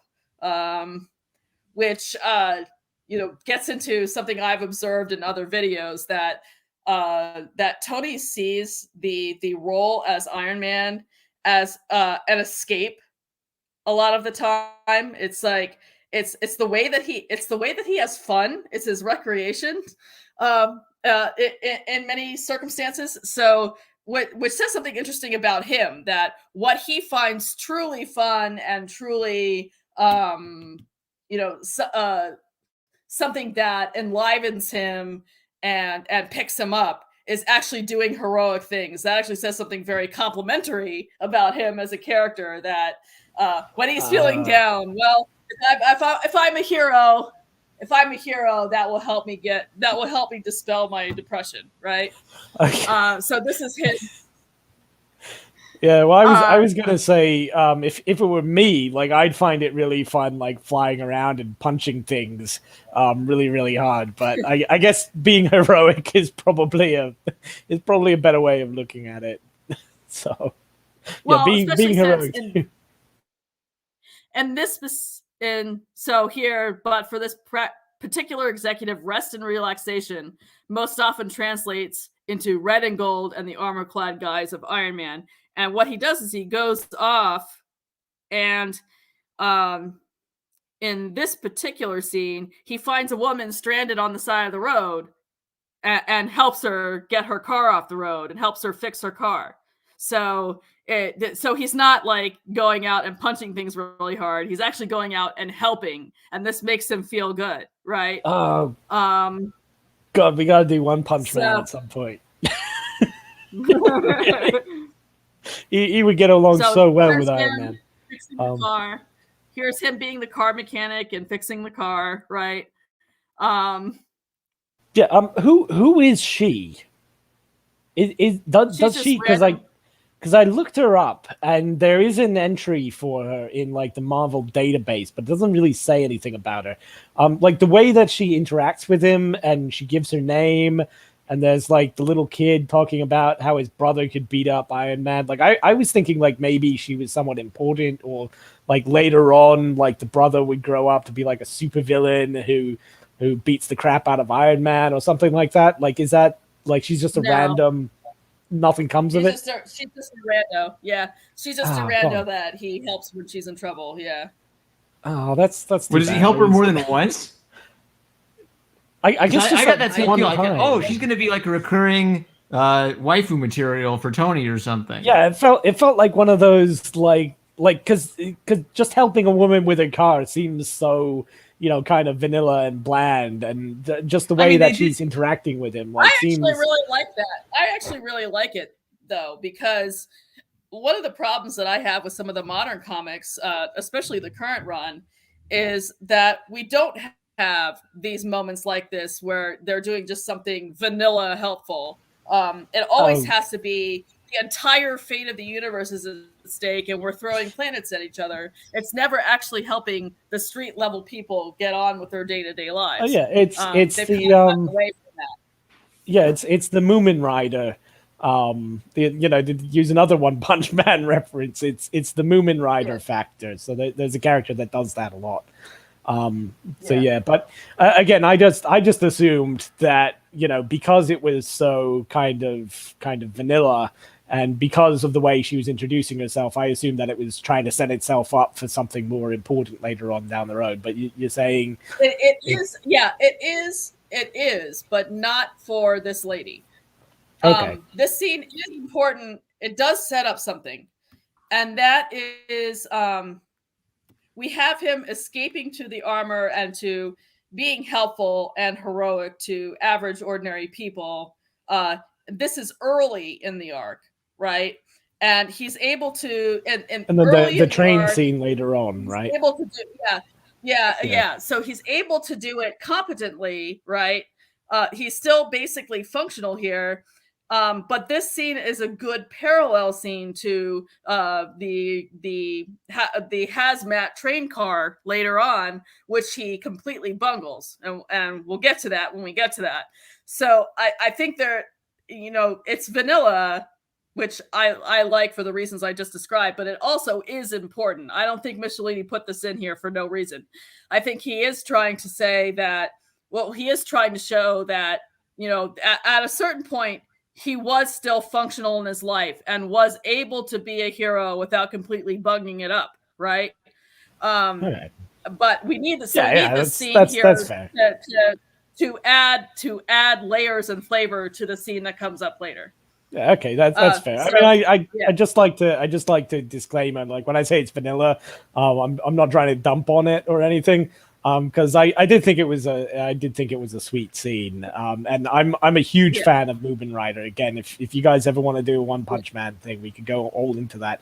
My only gripe was that I was hoping that the woman of color, the brave woman of color who obviously loves science, would one day grow up to be the next Iron Man or something. But well, that's the kind of thing where they'd go back and say, oh, you remember that incidental lady from issue 123 20 years ago? She was the mother of Riri Williams, who is there's the pitch, except maybe like Riri Williams, because she was like originally the brother or something, and then she went trans or something, or I don't know. We could make it work. The fact that you're wondering about that, though, makes me think in like the fan work that I'm working on. Maybe I should bring her back. just like I was openly wondering on Twitter the other night, like whatever happened to the baby in Denny O'Neil's run. There's a baby that Tony rescues the night he decides to get sober. Okay. And that baby appears a couple more times in Denny O'Neil's run, and then never appears in an Iron Man comic again, which I've decided really bothers me because Tony would not. The baby's mother dies in said comic, and and in a later one of the later comics where the baby reappears, he's apparently being taken care of by these nuns, right?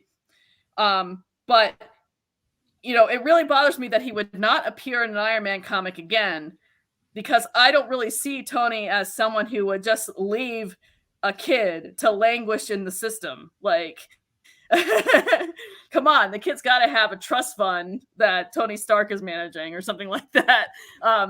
Why has that not been mentioned? But anyway, that's getting a little bit off the track. I had a quick Iron Man history nerd question. Do you know if Peter Cushing was any inspiration on Justin Hammer, the actor from Grand Moff Tarkin? Oh, I have no idea whatsoever, but I see what you're saying, though.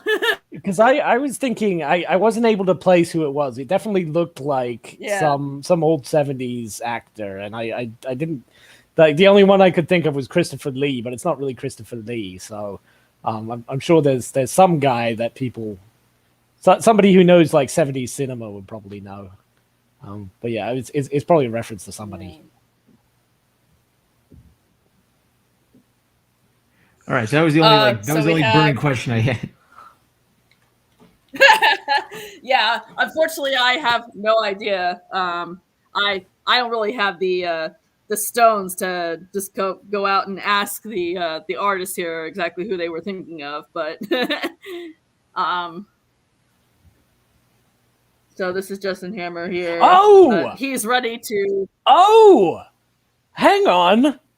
You know what got him really, really famous originally, Peter Cushing, was his work in Hammer, the Hammer horror films.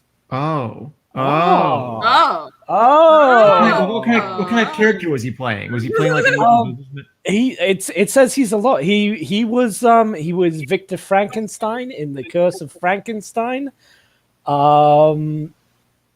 Let's see. I don't know. Revenge of Frankenstein. Or hang on, I'm trying to find his stuff. But the Wikipedia just has this whole big wall of text about all his Hammer appearances. I should probably check IMDb. Actually, The Mummy, Hound of the Baskervilles, Dracula. He was Van Helsing in Dracula. Flesh in the Fiends, Cone of Silence, Brides of Dracula, the Hellfire Club, the Naked, all kinds of stuff. The Evil of Frankenstein, Dr. Terror's House of Horrors, Doctor Who and the Daleks. So yeah, just tons and tons of stuff about vampires and Frankenstein. So that probably is Peter Cushing then, because his name's Hammer and he's famous for being in Hammer films. So there you go. Points for Marmaduke. I think we just figured out the secret history of Iron Man. Nice. In real time. Cultural references from an era where we're going to lose all the boomers and we're going to lose all these great cultural references. Yeah, actually, when you said this was written in 1978, right, or 79, somewhere around 79. Well, 79. Yeah, that was actually 79. So probably 78. That seems to be just slightly after he was getting out of horror films like Hammer films. It looks like Star Wars was when he started getting like mainstream and started doing like more serious like dramas and stuff. Oh well, actually, he was in Biggles Adventures in Time. That was a great movie, but that wasn't really very serious. So maybe not. Maybe I'm wrong, but yeah. You gotta mix in a few goofy, fun things, or none of the kids are gonna know who you are. Yeah, it's definitely Peter Cushing. So, sorry, tangent, but. Anyway, yeah. So I was saying before that the fact that Nick Fury is conspiring to pull the rug out from Tony in terms of ownership of his company is basically one hit against Tony's need for control over his life. And right here in the middle of the arc is where we get to the next hit. So he's been invited to meet the ambassador of Carnelia, one of Marvel's fictional nations here, who is a big fan of Iron Man, apparently. So they're hoping that if they let this ambassador meet Iron Man, that will kind of grease the wheels for this trade deal they're trying to set up here. Yeah. Could I just say, could you give us a trigger warning here, because this gets dark really quick? Yes. Okay, so trigger warning. He kills the funny fat man. Yeah, the nice funny fat man just flat out kills him. Funny fat man, yes. So we have the Carnelian ambassador is this funny fat man who speaks in an accent. Those are just the panels explaining why. Yeah, and then this is what actually happens when they pose for a picture. Iron Man kills him, although it's not really him. It's Justin Hammer controlling his armor and killing this ambassador who was one of his biggest fans, which is the other holy crap cliffhanger in this story. Really, really high quality cliffhanger here. And then we see the horrified reactions of the crowd. I mean, he's exactly like Nature Girl. This is exactly the same thing.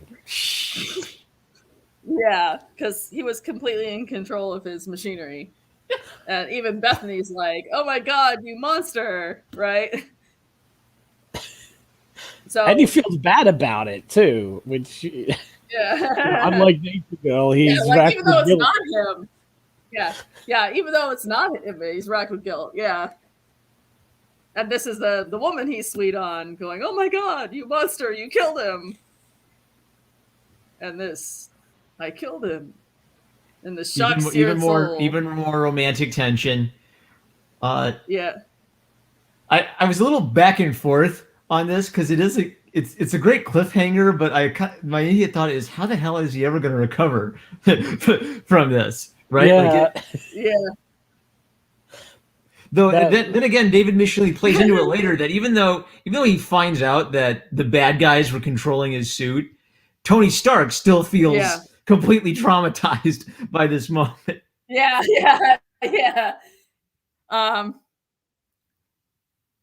My repulsor activated without any signal from me. So, like, the way he quote unquote recovers from it, in the sense of Iron Man not being seen as, well, not exactly. Well, we'll get into it, but like the next several issues are him trying to figure out who it was that took control of his armor, so that he can basically clear Iron Man's name, essentially, right? And that's basically what the next portion of the story sort of gets in you. I can't let you take me in, because I have to figure out who took control of my armor without my knowledge, right? And that was still kind of that was kind of interesting. Residual trust in him, but you'll have to turn in your armor. So Tony has to clear Iron Man's name, but he has to do it without his armor, which I also really, really love. I love any issue of Iron Man where Iron Man doesn't have his armor and he has to figure out some other way to get out of whatever scrap he happens to be into. So, yeah, it was pretty neat, like how that whole interaction went down, though, because I was thinking about like how other superheroes would kind of handle it, like, you know, maybe Batman would actually go to prison, you know, Punisher would just, you know, kick the cop in the jaw and dash for the sewers or something, you know. It was a little dark, actually, that Iron Man was just basically like, nah, you're not gonna take me, nah. nah. Well, but then this is like the reason this is an old. You could tell this is an older comic is the cops say, "Well, we've known you for years, Iron Man, and we know we can trust you. So you go find the killer Iron Man." Like that's a thing that makes sense when there's still like every kid's friendly favorite hero. Oh, of course the cops would trust them. They're basically like cops, right? Nowadays, Batman would have to, throw a smoke bomb and escape, and then the cops would be hunting him for the rest of the series or something. But yeah, and I mean, if it was Rhodey, they would have just flat out shot him, unfortunately. But the one thing that gives Tony an advantage, though, is that he has the secret identity. So nobody knows that Tony is actually Iron Man. So he can turn in the Iron Man armor. Yeah, right? That's true. Nobody knows at this point, right? Yeah, like absolutely nobody except for him. Nobody except for Pepper and Happy, but they're off being married right now. So okay, all right. When do people start figuring out who he is in the timeline? It happens in sort of random scattershot ways in various different stories. I think Bethany, the woman here, she figures it out after Demon in a Bottle. Eventually, she figures it out. Okay. Then Rhodey eventually learns because Tony tells him in Denny O'Neil's run. That Tony basically tells him because he's drunk, right? Yeah. And he says, I got to do something. I'm actually Iron Man. So also, I am this thing. I really liked the detail of the whiskey just being there in front of him in the picture, but never the dialogue never acknowledges its presence. But subtle but for the standards of the time. Yeah. Well, I also noticed the angles, the triangles, very strong triangles being drawn so that your eye gets drawn down into the whiskey, like formed with his shirt and with the bottle and everything. It's dragging you all down straight into the whiskey. It's all pointing to that. This is it's compositional like elements. Elements of composition, almost like whoever did this knows something about art. I don't know. Madness, chaos, insanity. Insanity. Whoever was doing the Photoshop work must have really had some good filters for this one.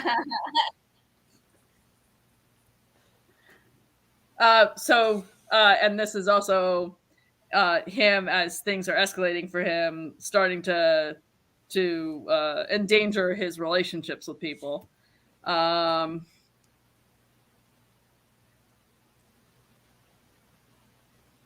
And also him getting drunk enough that his secretary notices. Yep. And Mrs. Arbogast is funny because she's like, so Mrs. Arbogast is funny because she's kind of judgmental usually. She doesn't approve of Tony's Playboy lifestyle and says so often, which is kind of she's the return to tradition character in this comic. Yeah. Actually, that was something else that I was putting in my notes too. Was how there are all these like male gaze characters, and then all of a sudden there's Mrs. Frumplestein over here who's the secretary, and it's weird because it's almost like before current year there wasn't just male gaze characters, there were all types of characters, and there was also that old lady that was berating him earlier, that kind of stuff. But again, because this wasn't written in current year, I don't know, my brain can't really process it, so I'm not going to think about it. This is him. This is Mussolini subtly suggesting that now he's becoming dependent on the booze. I need a little pick me up. Funny, I never even used to think about booze this early, right? So he's drinking it enough now that it's starting to become an actual chemical dependence, right? Yeah. So again, like the very first time I read this, I was like, well, that was awfully abrupt. But now I'm starting to appreciate more how in the build-up. Oh yeah. I mean, you actually do see there's definitely a lot of references to booze as you go along, like little Chekhov's fists of gin sprinkled around. Yeah. Yeah. I guess. Well, we could probably get into that later. Like I had some stuff about the murder and stuff written down, like trying to rewrite it to be more boozy. But I don't know. We can complain about it later if you want. Well, the intention of the murder is not for him to have murdered someone because he was boozy, but it was somebody else controlling his armor. Yeah, well, that was the thing that I was running into problems with as I was trying to rewrite it. I was like, oh, hang on, I'm just making it worse. I'm turning him into Nature Girl, basically. But I don't know. I think there's ways that we could make it work, but again, we can get into it later if you'd like to bat around like possible rewrites. But you're definitely right though. I mean, there is booze references sprinkled throughout. Yeah, to show you that it's. And I don't think that. Yeah, I don't think that. Like, I think that was supposed to drive him to the booze, not be a consequence of the booze. Mm. Yeah, no, I think you're right. I mean that it definitely wasn't a consequence of the booze. So yeah, it was a consequence of Justin Hammer, that asshole.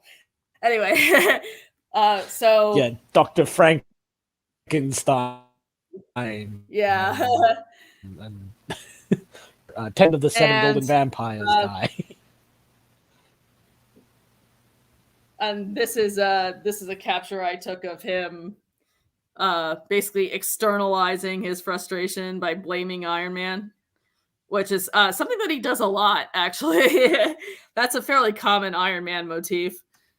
I want to parallel this with something I kind of know from like Spider-Man's run from a similar era. Like there was an era where they were just like beating up he got an ulcer. That's it. He developed an ulcer from having so much stress because they just had to give him one more thing. So in a lot of like the great big emotional issues, where Spider-Man, where Peter Parker gives up being Spider-Man, they really cleverly built it up for a series of months prior in just little incidental moments in comics. So I guess there was just like a lot of maybe like the editors were putting a lot of consideration into how do we build up these plots, because you can I was reading the earlier issues with the expectation of where this was going, and it was so subtle and so consistent. Like there had to be someone, if not David Michelini himself, someone in the editorial staff just constantly reminding, remember to keep building this up, remember to keep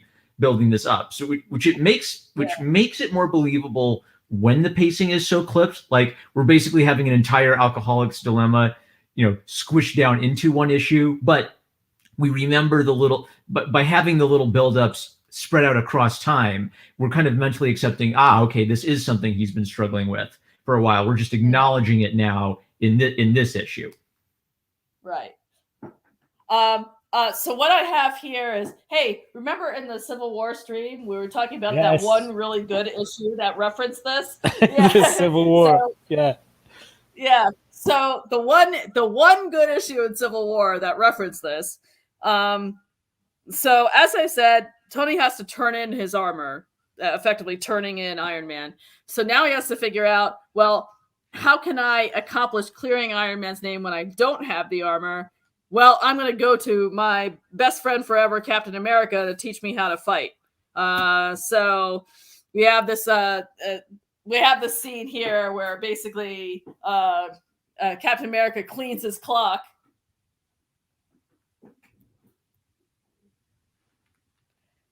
Cleans his clock and basically teaches him how not to do the dumb moves when you're fighting. You're pretty fit for a desk jockey. I play a lot of tennis. Sure. Yeah. Yeah, that was a good part. That's actually pretty hilarious. It's like, come on, Steve. Why didn't you figure it out? Yeah. Did he figure it out? But he was just being too polite to say anything, or he had his suspicions, and he was just like, oh, whatever. I'll respect him enough to give him his privacy, kind of thing. I don't think so, because when Captain America does find out, he acts like he didn't really know ahead of time. Okay. Okay, so he's just stupid. He's just a big dumb American. Yeah, he and a bunch of other Avengers find out. Except for Thor. Actually, Thor found out earlier. Thor actually knew for quite some time who Iron Man was. But a bunch of other Avengers found out. Huh? He just didn't say anything. He was like, yeah, whatever. Yeah. Because the thing about the Avenger, one of the rules they kind of impose on each other is we don't get into everyone's private lives. So once Thor figured out he had this secret that he shared with Tony, because Tony also knew that he was Don Blake. So they had the special secret between the two of them, but they didn't say, "Oh, well, now I'm going to blab that guy's secret to everybody else," because that's kind of how they. Oh my God, Becky! I totally figured out who Iron Man is. You'll never guess. I love his repulsor rays. I don't love his repulsor rays.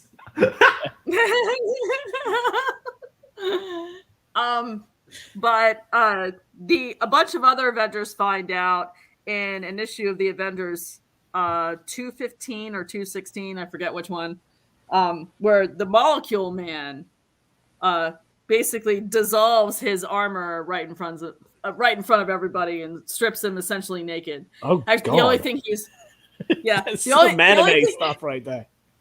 Yeah, actually the only thing he's wearing at the time is this little red thong, which those of us who are Iron Man fans laugh about forever. Apparently, that's what he wears under his armor. So it's okay to laugh at him at his stripping and humiliation. See, that's the tyranny of the female gaze right there.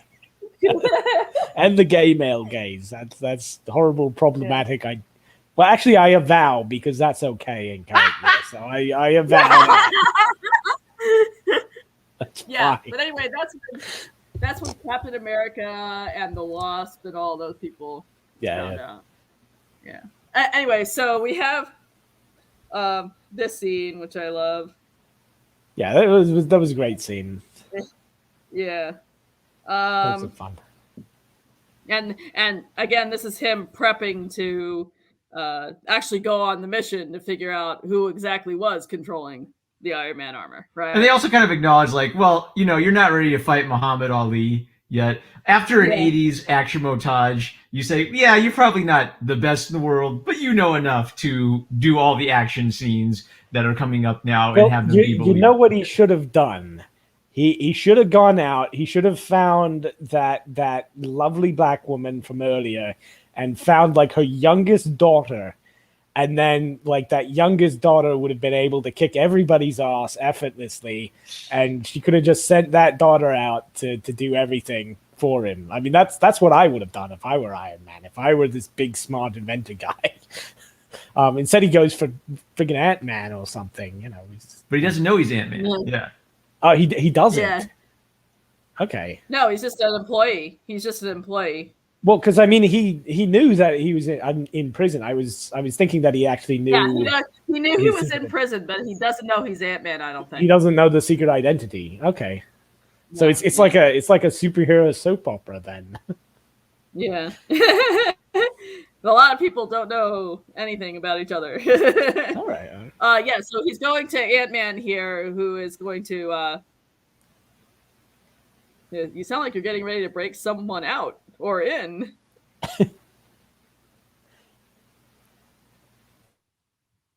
Yeah, so Ant-Man is his employee here because that's what Tony does: is employ ex-cons to give him a second chance. Just FYI. Good guy. It's not just Ant-Man either. I've seen him do it with other randos too. So yeah, well, this again, like getting back to that idea of having like a redemption story for Nature Girl. Like maybe she could join up with Iron Man and get redeemed or something. In the hands of a better writer. I don't know. I mean, that would be kind of weird though, since Iron Man's a real techie. hero, or maybe it would be appropriate because you get the nature girl having to deal with technology and come to grips with it. When she's fine using technology, obviously already, even though she says she hates it, but she drives motorcycle. Oh God, I hate that comic. Let's just move on. See, it got into your soul, didn't it? Yeah, even though you were aware it was propaganda, it still hurt you. No, well, I mean, it gets at me because it's just so stupid, and there's so many logical and internal inconsistencies and problems with it. But whatever. It's like the anti-Iron Man. So like Iron Man is building up all these great little themes and boo stuff the whole time, and I don't know. Thank you for suggesting Iron Man to this stream. As the pellet cleanser. Yes.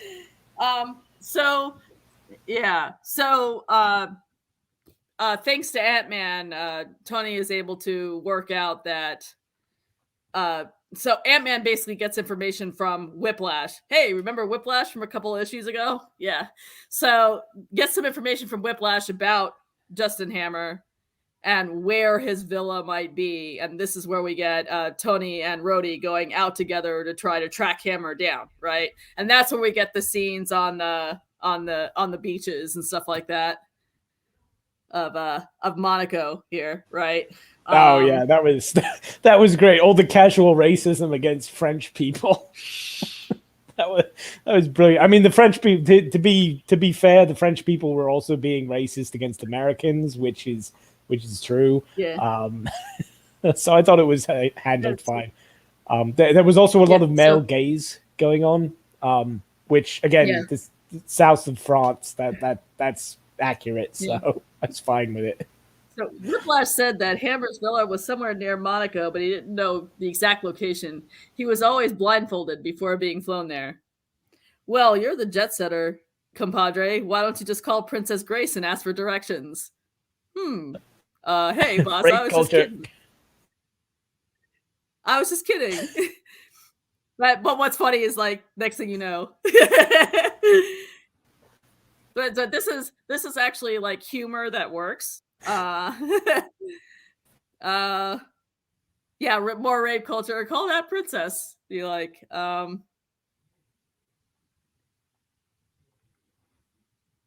this is them fighting together.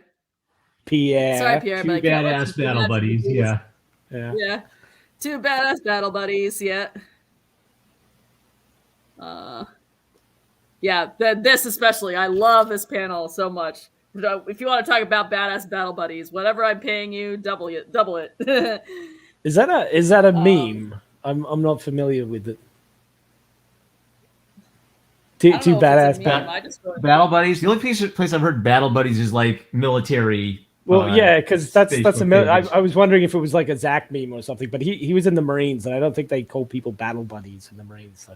I think I heard that on there was a Facebook group called Battle Buddies at some point that I used to follow for the memes. Yeah, it is a military thing, but it's specifically in the army. So I guess they would be battle buddies, but I don't think they were called battle buddies until the 1990s. Okay. So, I don't know. Maybe that's just autism. I was wondering if it was like a meme or something.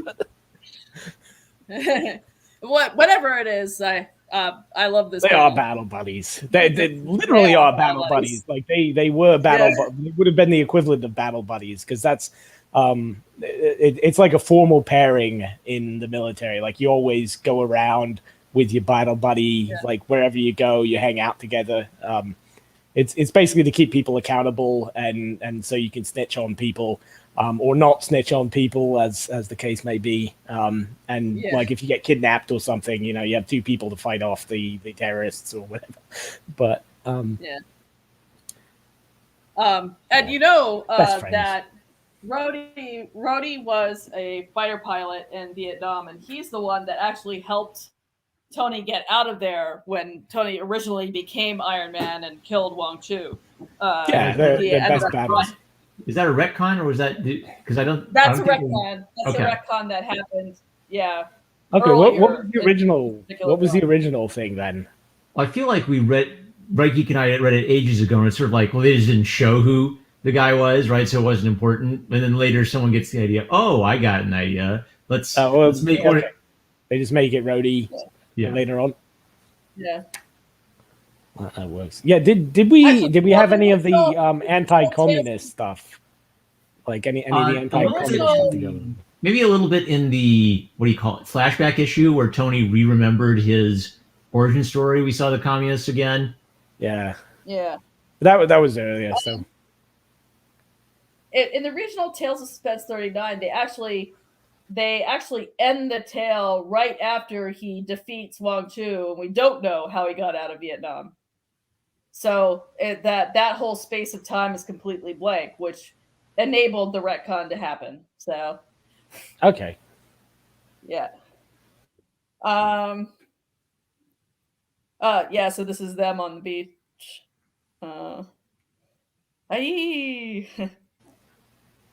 Dukes of Hazzard action. Yeah, just another kind of dynamic action panel right there. I love the surprise. It's what I just broke. Yeah, that was it was funny, but it was mean. It was really mean.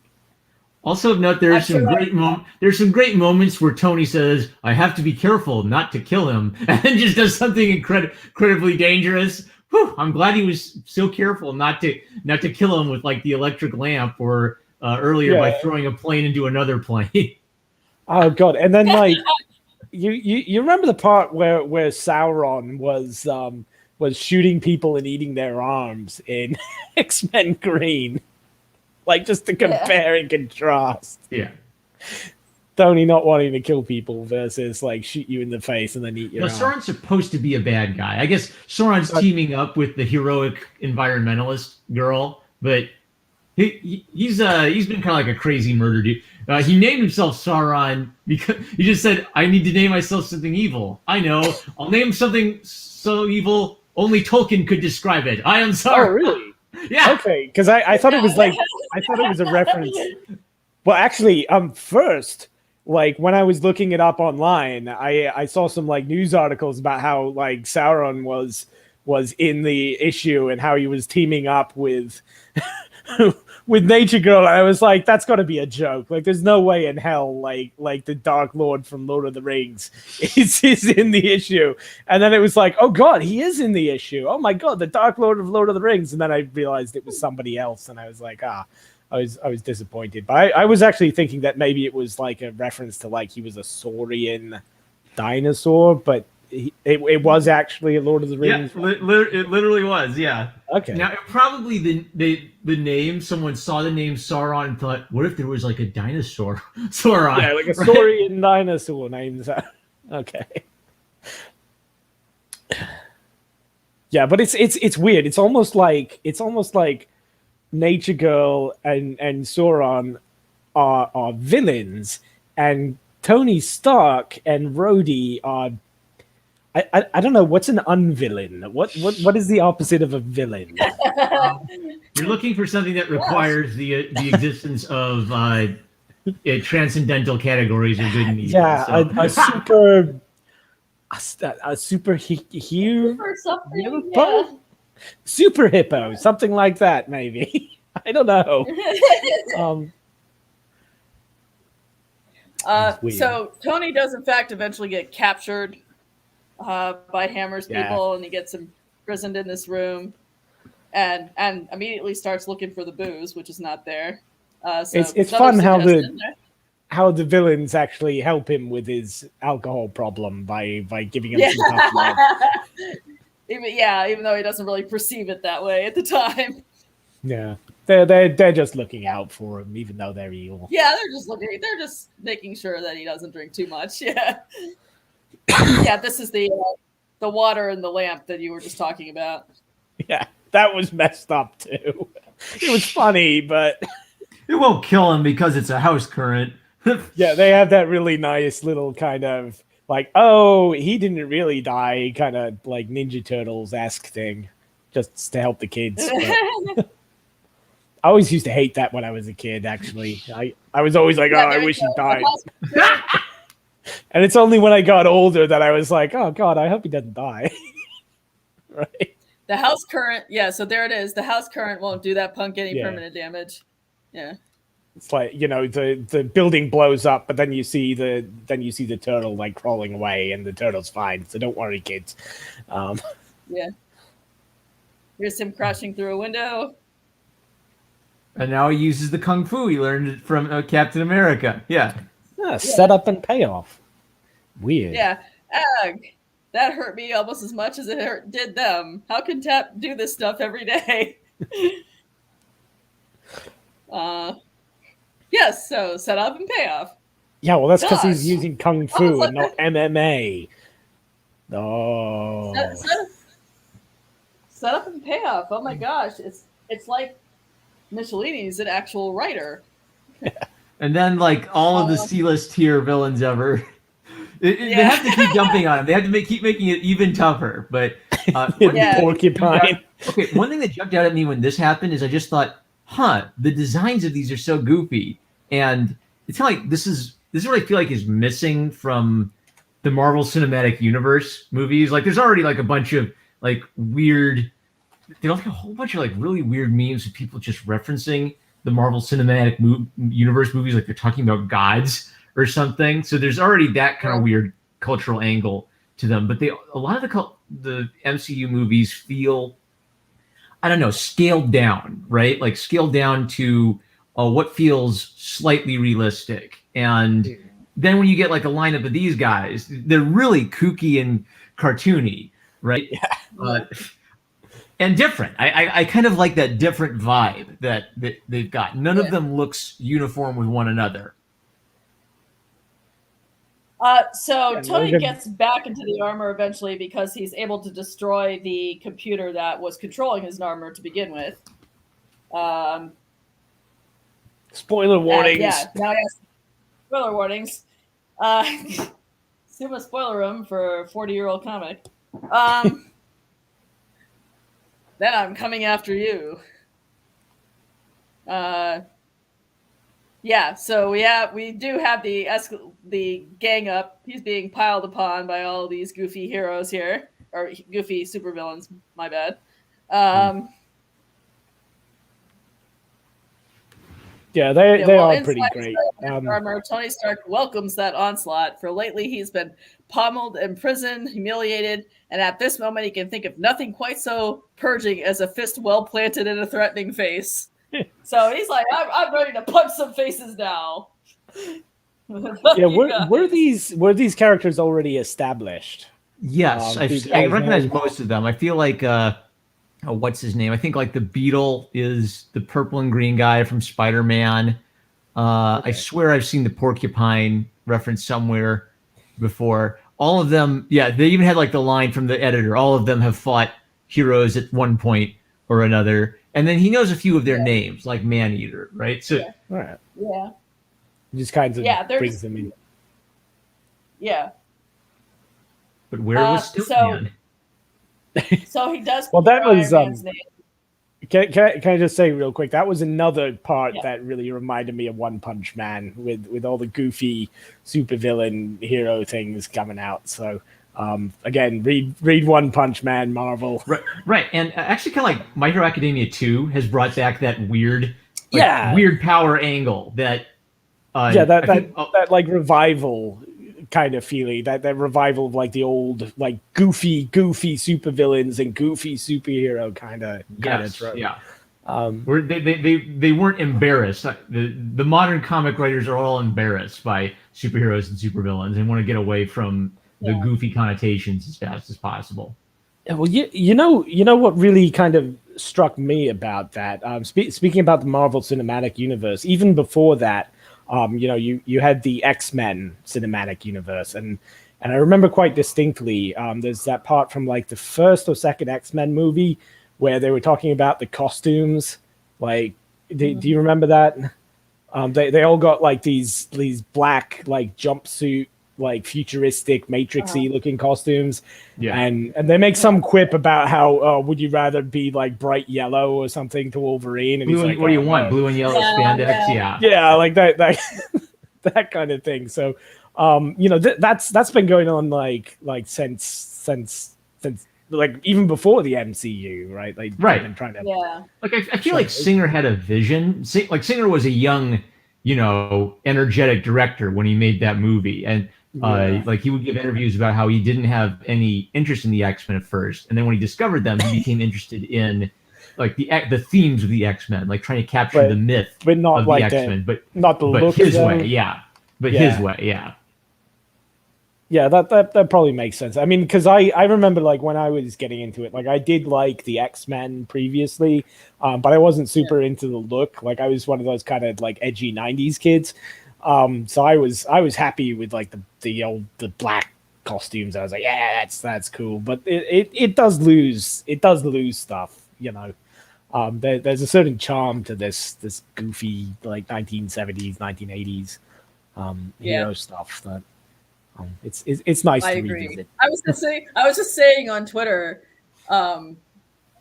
Thinking Critical shared like a capture of an article that somebody wrote saying that the new cosmic level armor that Iron Man has now shows that Marvel is completely losing the plot or something to that effect.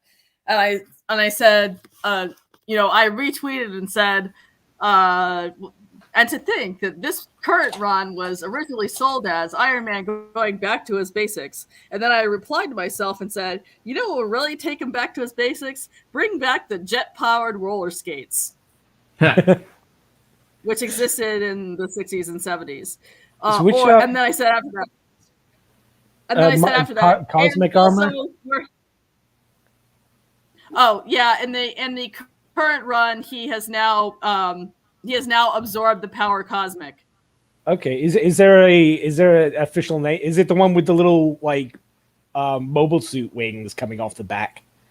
Or I'm trying to find. No, right now it's a silver kind of armor. Silver kind of armor. Silver and blue. Or, I don't know. I'm trying to. Let me see if I can find.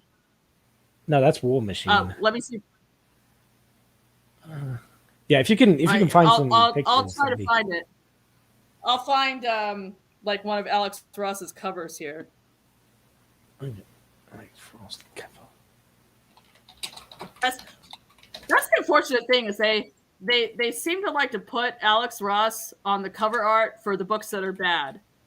So it's like, probably because they know that the books are bad. So yeah, it's like they need to get you in. Yeah, it's like, this is such a beautiful cover art, but it's like you're wasting Alex Ross on trash. Yeah, well, they need to get you to read the book somehow, so they gotta do whatever they can. Okay, my internet doesn't want to find it right now, but at the end, when I'm done with these, I will try to find it for you. Well, I'll take your word for it. Maybe post it on Twitter or something, and we can. Yeah. So where was I? Oh, so I was here. Okay. So he does successfully exonerate, quote unquote, Iron Man. So we have this news conference here, but after the news conference, what's interesting is that Michelini says it's actually not going to be that easy to come back from it, because here's this little child that sees Iron Man and says, oh my God, it's the bad man who killed that other man, right? So Mussolini acknowledges that, a very public murder of a foreign diplomat is going to be difficult to come back from, not just because members of the public saw that and might not be able to get that completely out of their mind, right? But also because, as Marm mentioned there when we were going over it, Tony feels just wrecked about it, right? So actually in this previous one, except that Shades of Mr. Rittenhouse. I keep seeing Constantine's face every time I try to sleep, right? So this is the acknowledgement that it's not going to be so easy to come back from this strike against his reputation, right? Yeah. He killed that nice fat man on TV. I saw him. Yeah. And my thoughts on that is that given that back in Tales of Suspense, in his second appearance, he actually changes the appearance of his armor from the original gray to the gold armor precisely because he does not want his costume to frighten women and children. That is his actual explicit stated reason for changing the costume. I think, oh yeah. So the fact when he sees this girl being afraid of him, I think that that's going to strike him right to his very core. Given that it's already been established in his history that that's something he doesn't want to do. He wants to have that public image of the knight that rescues people and is something that people don't have to be afraid of, right? Bad, but they prove that. Let's see. The embarrassed crowd disperses, and even if the entire population of New York had disappeared with them, Iron Man could hardly have felt more alone. So, yeah, so this is Mussolini saying, no, it's not going to be easy to come back from this, right? And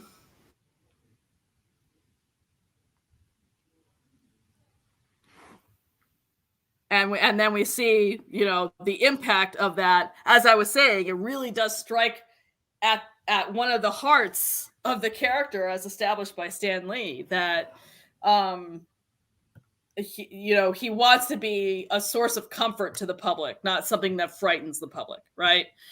And he even says, that's just wonderful. You're supposed to be my greatest invention, my knight in shining armor to right all the world's wrongs. And now even little children are scared of you, right? That's horrible. That's like the opposite of what he wanted, as established in Tales 40. So I absolutely understand why he would react this way. Iron nothing, right? Mm. Yeah, it also works for our dystopia discussions as well. As a commentary on the media and trials by media that have become so common in current year. It doesn't matter what gets proven or what happens at the trials or whatever. If you're guilty, you're guilty in the eyes of the public. The lie still, yeah. The lie gets around 12 times before the truth gets its pants on. Yep. So he reacts this way, and then he goes and deliberately gets drunk. So Red and gold man bad. So evening falls and finds the disgruntled industrialist returning to a familiar Forest Hills nightclub, where even century-old brandy can't seem to lighten his burden. He switches to cognac. It doesn't help. So he is deliberately getting plastered here. And then I love how the brandy goes from really ritzy brandy to a shot of something that's clearly supposed to be Jack Daniels, right? Yeah. That the fancy stuff's not working. Gotta go for the yeah. And then get down to the Pabst. Yeah.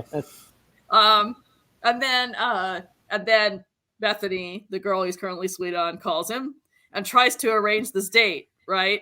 And because he's plastered currently, he writes the address down wrong. He writes the address down wrong, so he ends up thinking that his date has stood him up, right? Because she said 9:14, and this is what he writes down, right? So he's now the major conflict of the previous few issues has been resolved, but we still have the consequences of what has been going on this entire time, right? And we're now getting to the point where he is actually actively ruining his personal life, right?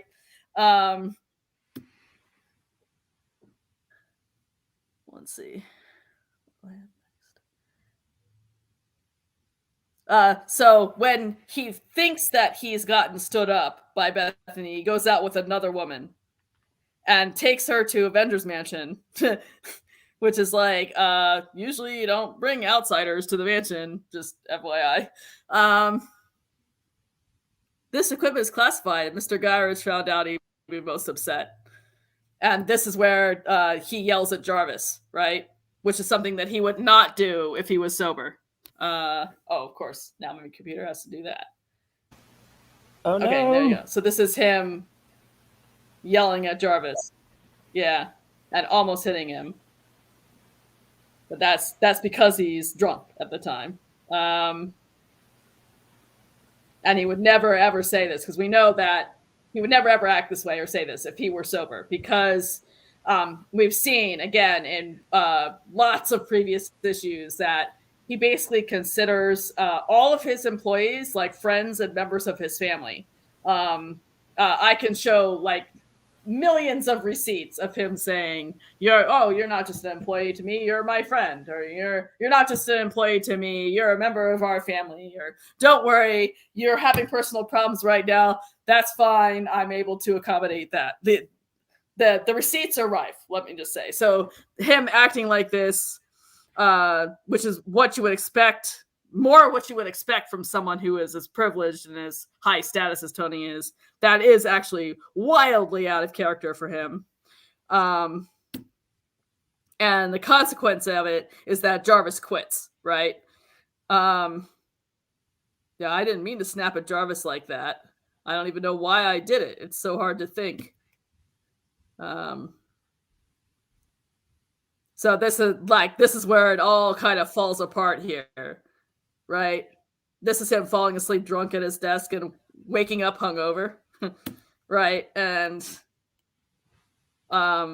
this is when Jarvis hands in his resignation,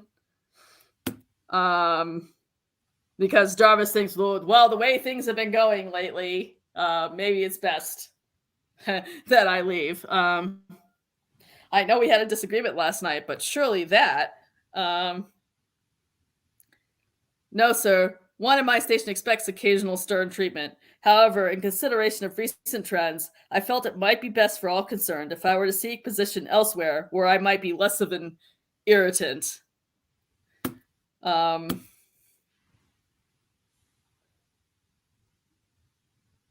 this is where, and we have here like the beginning of the realization that understanding at last that the root cause behind the tangled, strangling web that his life has become was and is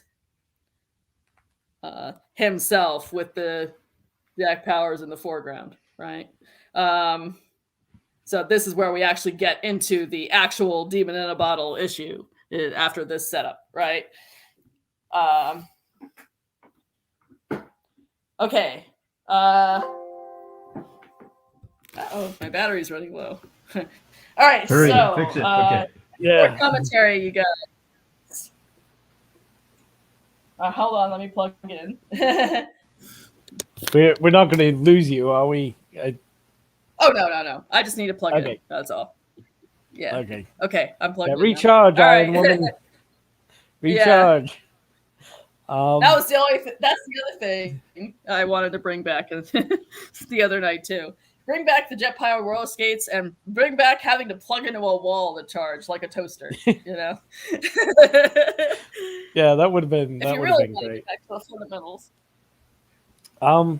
Yeah, I mean, I think you covered it. I mean, again, Mom and I both kind of mentioned how abrupt it seems. I'm probably more in the camp that it was too abrupt.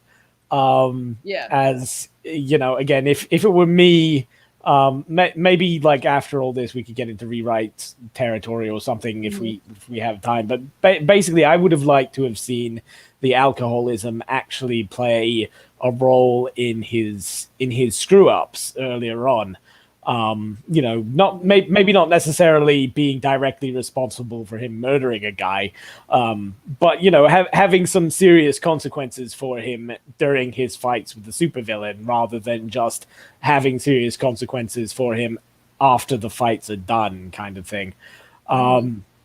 But again, like, this being the 70s, maybe they just couldn't have swung that level of nastiness into a comic book.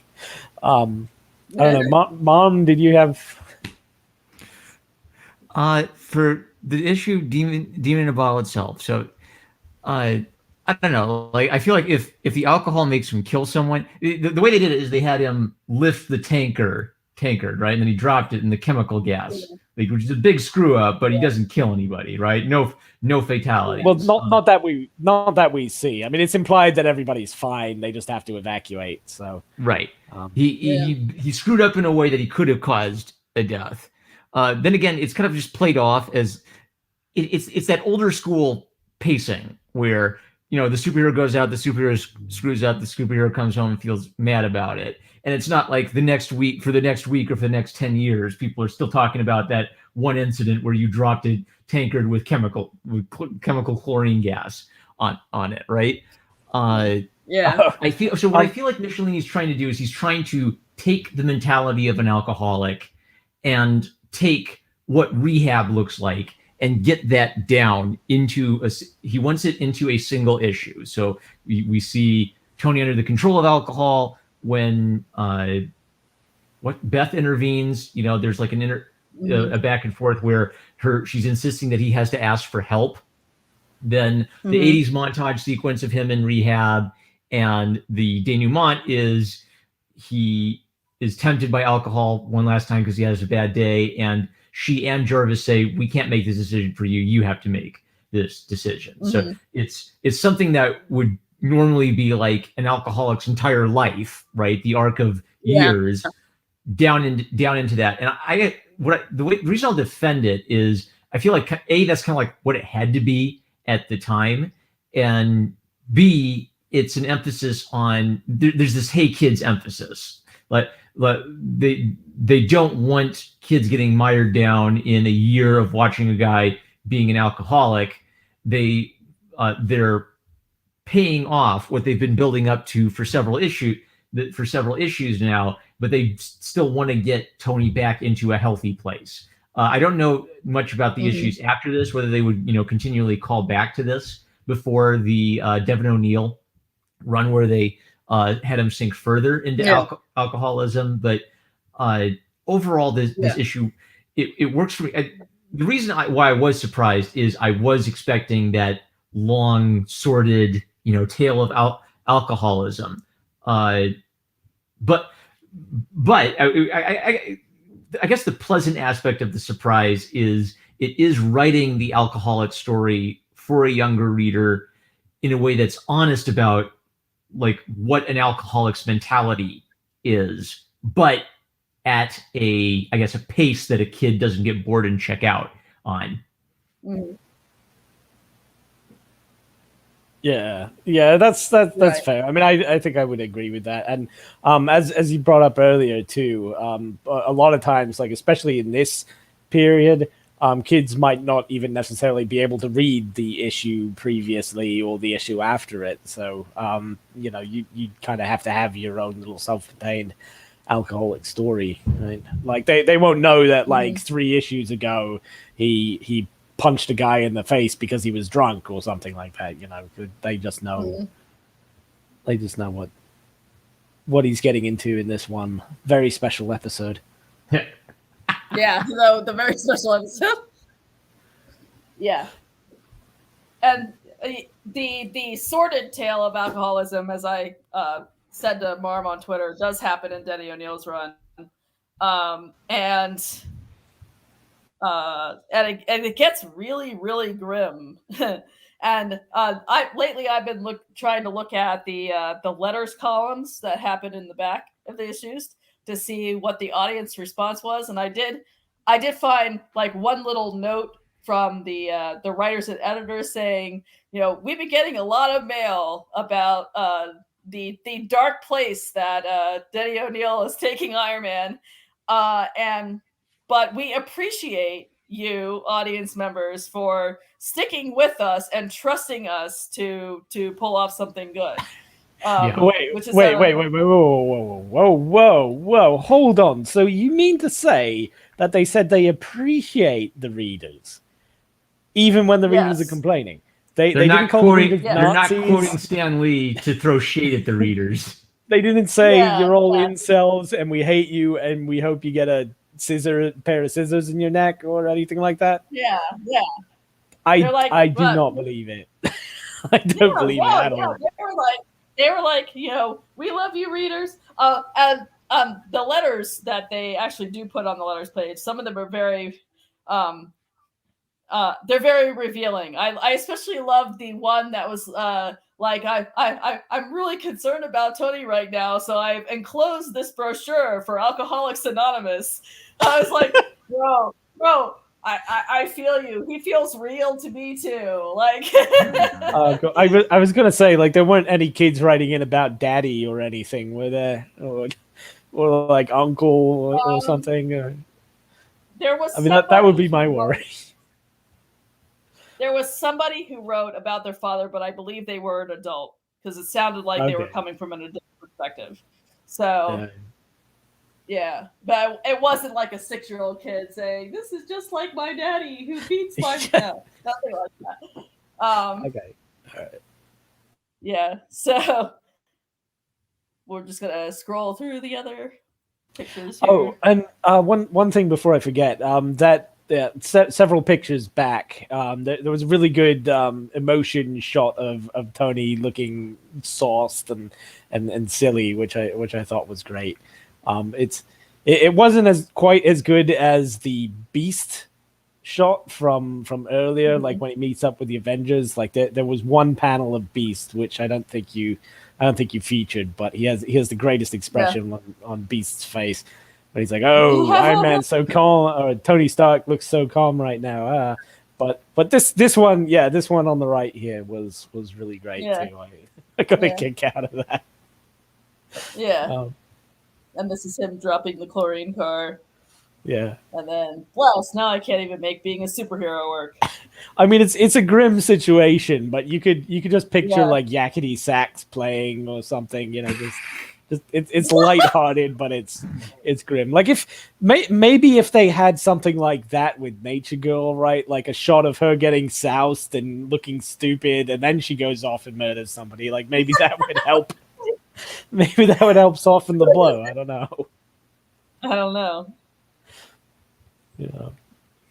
And then afterwards, like, she looks serious and she gets brooding and she's like, "Oh, I screwed up." I want to get you guys' perspective on something to do with Beth and her like backstory. So her backstory is she was married, and the guy backstory. The guy she was married to was a workaholic and popped pills, right? And so then she says, "Now I feel guilty that maybe I could have done more if I'd stayed with him," right? So I thought about it a lot, and like it seems like there's like a balance to this where it's before third wave feminism, but it's not like anti-feminist. So they'll do something like, they'll have Tony grab her wrist when he's getting annoyed with her, right? Like being very assertive and dominant. But then they'll also have her be like a tough cookie tomboy, security girl, right? What she almost reminds me of like an Emma Peel kind of character, right? Like, do you guys, are you familiar with the real Avengers, like the British Avengers or anything? No, the British Avengers. Okay, are they related to Marvel Comics at all? No, not in the least. That always used to confuse me because my father was a really big fan of the British Avengers. So whenever I heard about the Avengers growing up, I was always like, "Oh, Emma Peel and John Steed." But it's like a James Bond, like midway between James Bond and Get Smart, I guess. Like secret agents and bodyguards, and they go around. But they had the female protagonists. Emma Peel and somebody else after Emma Peel left, but she's got that very kind of that same sort of attitude, like the 60s and 70s. She's very feminine, but she is a tough cookie, right? You know, she's able to beat the crap out of you and look good in leather bondage gear or something. You know, so, like she's the best of both worlds, basically. She's the ultimate tomboy.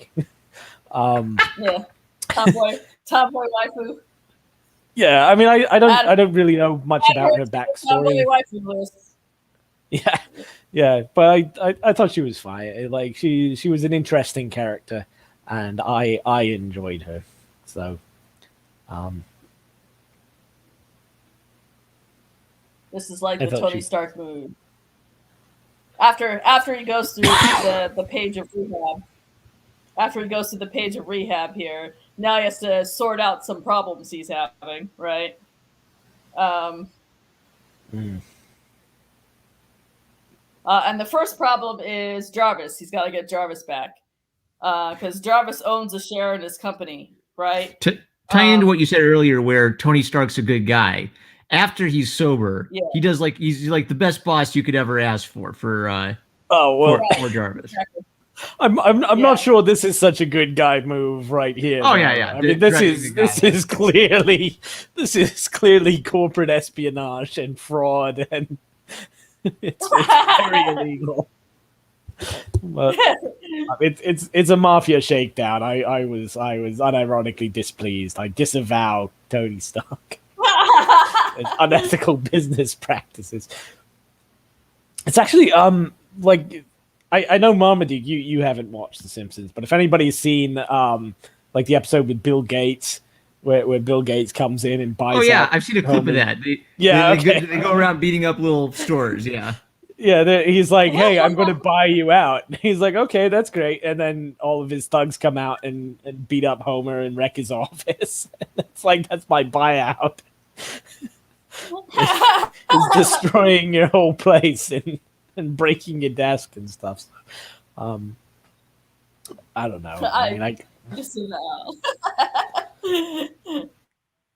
But ultimately, like, the intention behind it is I'm trying to help my employee and make it up to him because I was such a dick to him. Yeah, I mean, I guess, but I mean, well, is this? I guess this is going to be my hot take, right? Is this Iron Man's nature girl moment? Is this like when he becomes irredeemable and he does a really bad thing? Because I mean, he obviously he wants to. He's got a nice goal in mind here, right? Well, yeah. I mean, it's partly to help his employee, but from what I understand, correct me if I'm wrong, but these two shares, if somebody got a hold of them, then they would be able to get the controlling interest in Stark Industries. Is that what it is?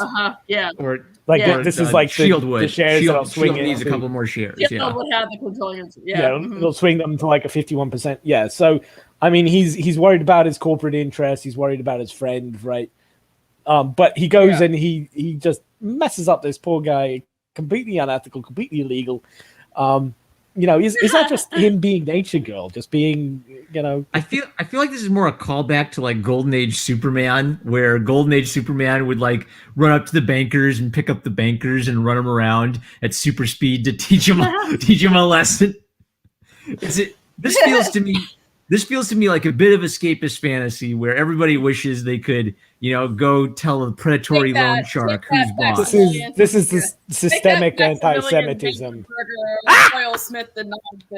Systemic anti-Semitism of the 1970s, and the pre-Seth Rogen kind of anti-Semitism. So yeah, I don't know. I was displeased.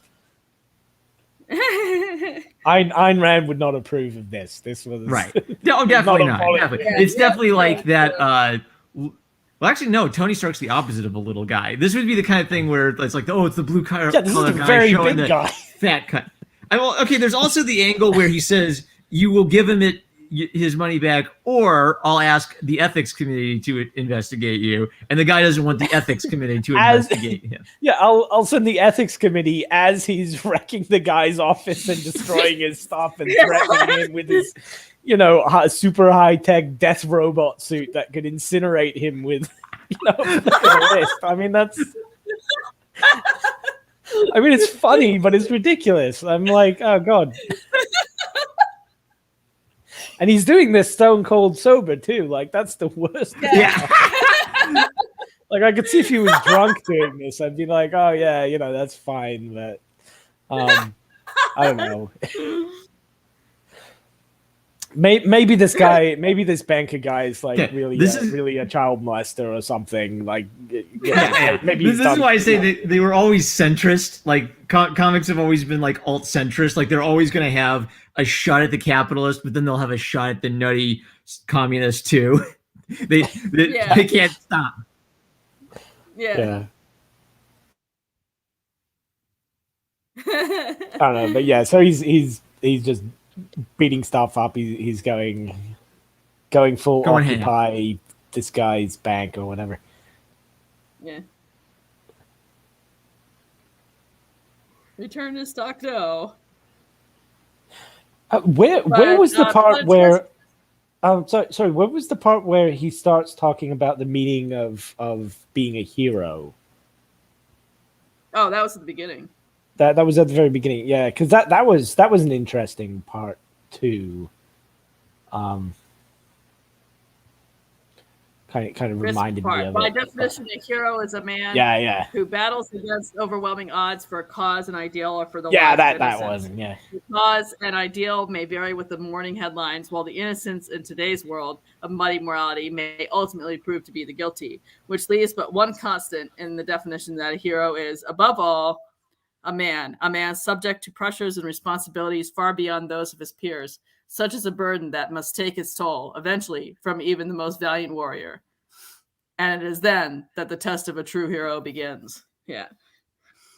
Yeah, because I was thinking that was pretty po-mo, right? Like that was like remarkably like morally relativistic and forward. Though I'd say it's forward thinking, but okay, it's presenting you the problem of the broken down hero, right? Like the hero isn't a purely in shining armor, but he's going to rise. Ultimately, he's going to rise above over it, right? So it's like the difference between saying heroism itself is evil or heroism itself is complicated, but I still believe in the principles of heroism, which is why I resolve an alcohol issue in one issue. Yeah, it's the difference between saying. It's the difference between saying everybody's a hero and saying there is a standard. And the standard is, yes, the world is messy and complex, but the hero is someone who rises above it, even if he has his own personal issues that he has to work through, basically. Yeah, well, because this was something that I was thinking about with Nature Girl too. Like ideas like the innocence in today's world may ultimately prove to be the guilty, right? Like the idea that this innocent guy, ultimately proves to be the guilty in the eyes of the comic book writers, and they murder them and stuff. So I don't know. I was pretty depressed by that whole thing. I was like, oh shit, is this like is this foreshadowing the rest of Iron Man's career? And especially when he starts messing up the guy's office, I'm like, oh god, is this probably when we get into Civil War era? That's definitely the tone of everything post Civil War. Yeah. I don't know. I mean, maybe I'm just making too much. Like, I don't think they were planning, all the terrible stuff going on now back then. But okay, I think we have to consider too that this was written in the late 70s at a period in American history in which a lot of people were very, very cynical and questioning about the whole American experiment, essentially, because this is post Watergate, this is post Watergate, post discovery of all this corruption in the government. So there was this desire to when you talk about corrupt banker's office, I think that expressed a common viewpoint of the time that those goddamn bankers, someone should show them what for, Yeah, because they specifically referenced Watergate. The Frenchies, when they were making fun of Rhodey and Iron Man, they were like, "We know all about your tricky dick," or something like that, right? Like mix it like Orange Man bad, except it's like Tricky Dick Man bad kind of stuff. Yeah. yeah. I guess maybe it's just the same crap, different year. History is a flat circle.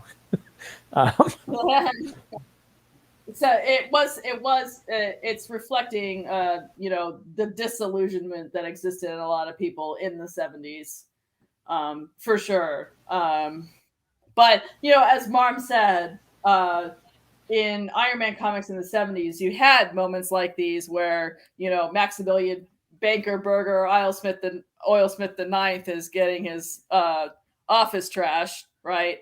You have moments like this, but you'd also have the thing that was really getting to me about that one was because usually when you've got a Maximilian Oilburger type character, right, like in a Captain Planet, let's say, or Toxic Avenger, or one of these things, he's already established as a complete scumbag, right? Like he's this big fat, he's smoking and he's chortling as he's pouring toxic waste on infant orphans in Nicaragua or something, that kind of thing.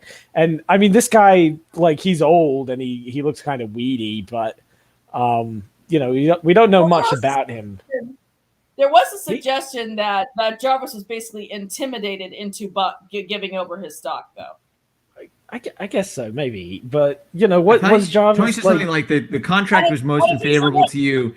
You got in with loan sharks, right? So it's not necessarily. Yeah. It's not like a loner. Jarvis went out to the guy who breaks your legs. I guess I guess what I'm saying is it would work a lot better if the guy made some kind of dumb joke, like Mr. Scissors in the neck, right? Like made some kind of snappy quip at him. We needed some old lady where he would threaten her to burn her house down or something. Yeah. And then Iron Man comes in and trashes his house. And we hey Mac, it's not my problem. I don't care about your butler, that kind of thing. Yeah. And then Iron Man messes him up, right? Yeah. So I think in this case, this is one of those places where Nature Girl actually has the edge on Iron Man. So conclusion is Frank Green is better than Iron Man. At least he didn't unleash a horde of bees on him to sting him to death. Yeah. He kept him. He trashed the office, but he kept the guy alive. Yeah. Okay. He didn't have his twisted little sidekick, intentionally trip him with their mutant powers and cause him to crack his skull on a rock, Yeah. Yeah. I love that we keep circling back to that. It's like the thing that's going to bother us for the rest of time now. Yeah. I don't know. I mean, there's been worse comics, and there will be worse in the coming years. I'm sure. Again, check out The Boys if you want to see something really terrible. Yeah. So it turns out that Jarvis' stock has been sold already. So that means that S.H.I.E.L.D. now has a controlling interest, right? So it's like, well, what do I have left? And he gets tempted to drink again, right? And this is the scene that Marm was talking about earlier, where this is him being tempted to drink and then having to work through it, right? With Beth saying, we love you. How's it going to help if you get sucked back into that bottle, right?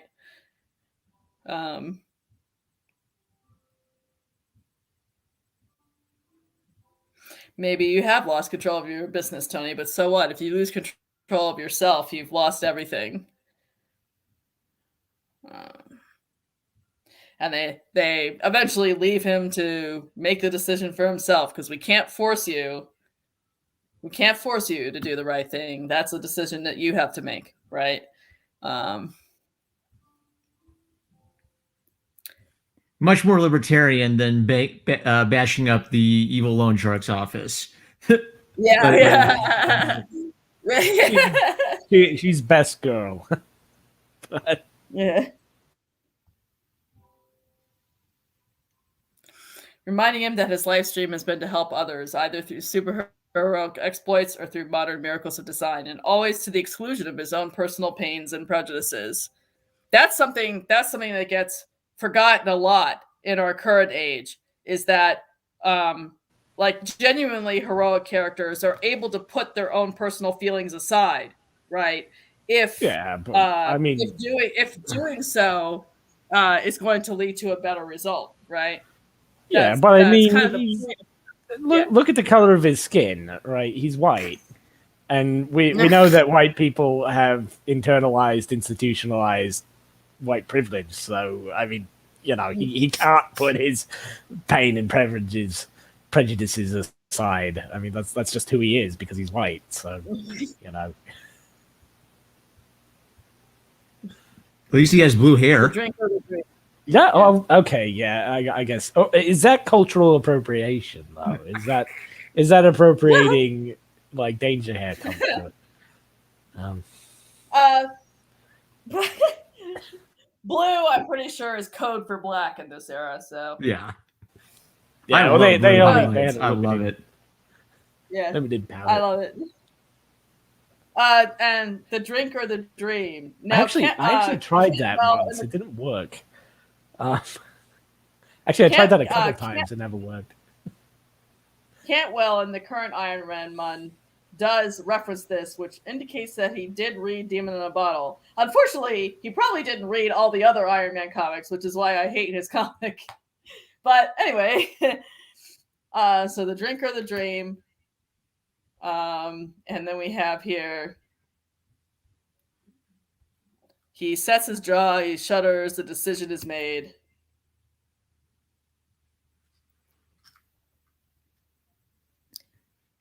And he corks it up again. Happy ending. Happy ending. Boo. Happy ending.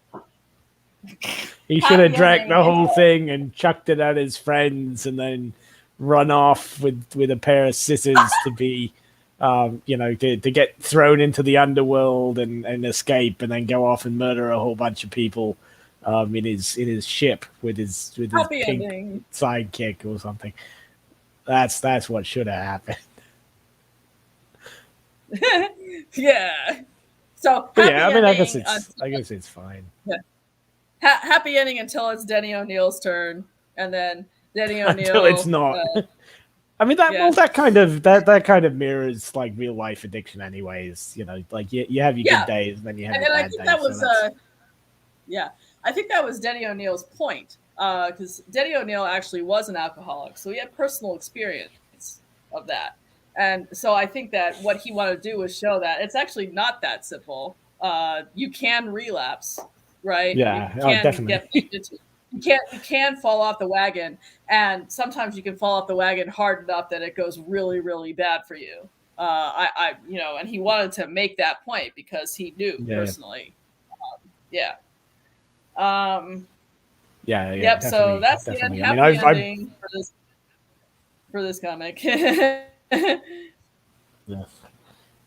Mostly happy. I mean, it wasn't that happy for the poor banker guy, or for the little girl who's probably still traumatized by Iron Man, by Iron Rittenhouse there, running around. Maybe I should bring her back as a villain. Yeah. After that one traumatizing experience when she was a child, she decided she hated superheroes and was going to destroy them. Maybe that's why Marvel is the way it is. Maybe she grew up to be a comic book writer, and that's that's like her big plan was to ruin comics from the inside, to get back at Iron Man for scaring. I didn't mention it when we had it up, but the girl who was traumatized had a JR fan club shirt on, which was a reference to John Romita Jr. Yeah, what covered it slightly with her. John Romita Jr. I'm not familiar. All right, so John Romita. It's weird because there are two John Romita Jr.'s. So the older John Romita Jr. was the artist of this whole series. He was the penciler of this whole series, and then the younger John Romita Jr., his son, became the artist for Spider-Man in the 2000s. So it's like they're like a legacy comic artist, father-son duo. So it's just like a self-insert reference then, right? Basically. Yeah. I gotta wonder though, did John Romita write it, or did the inker write it as a gag on the penciler without the penciler knowing. The world may never know. The world may never know. Yeah.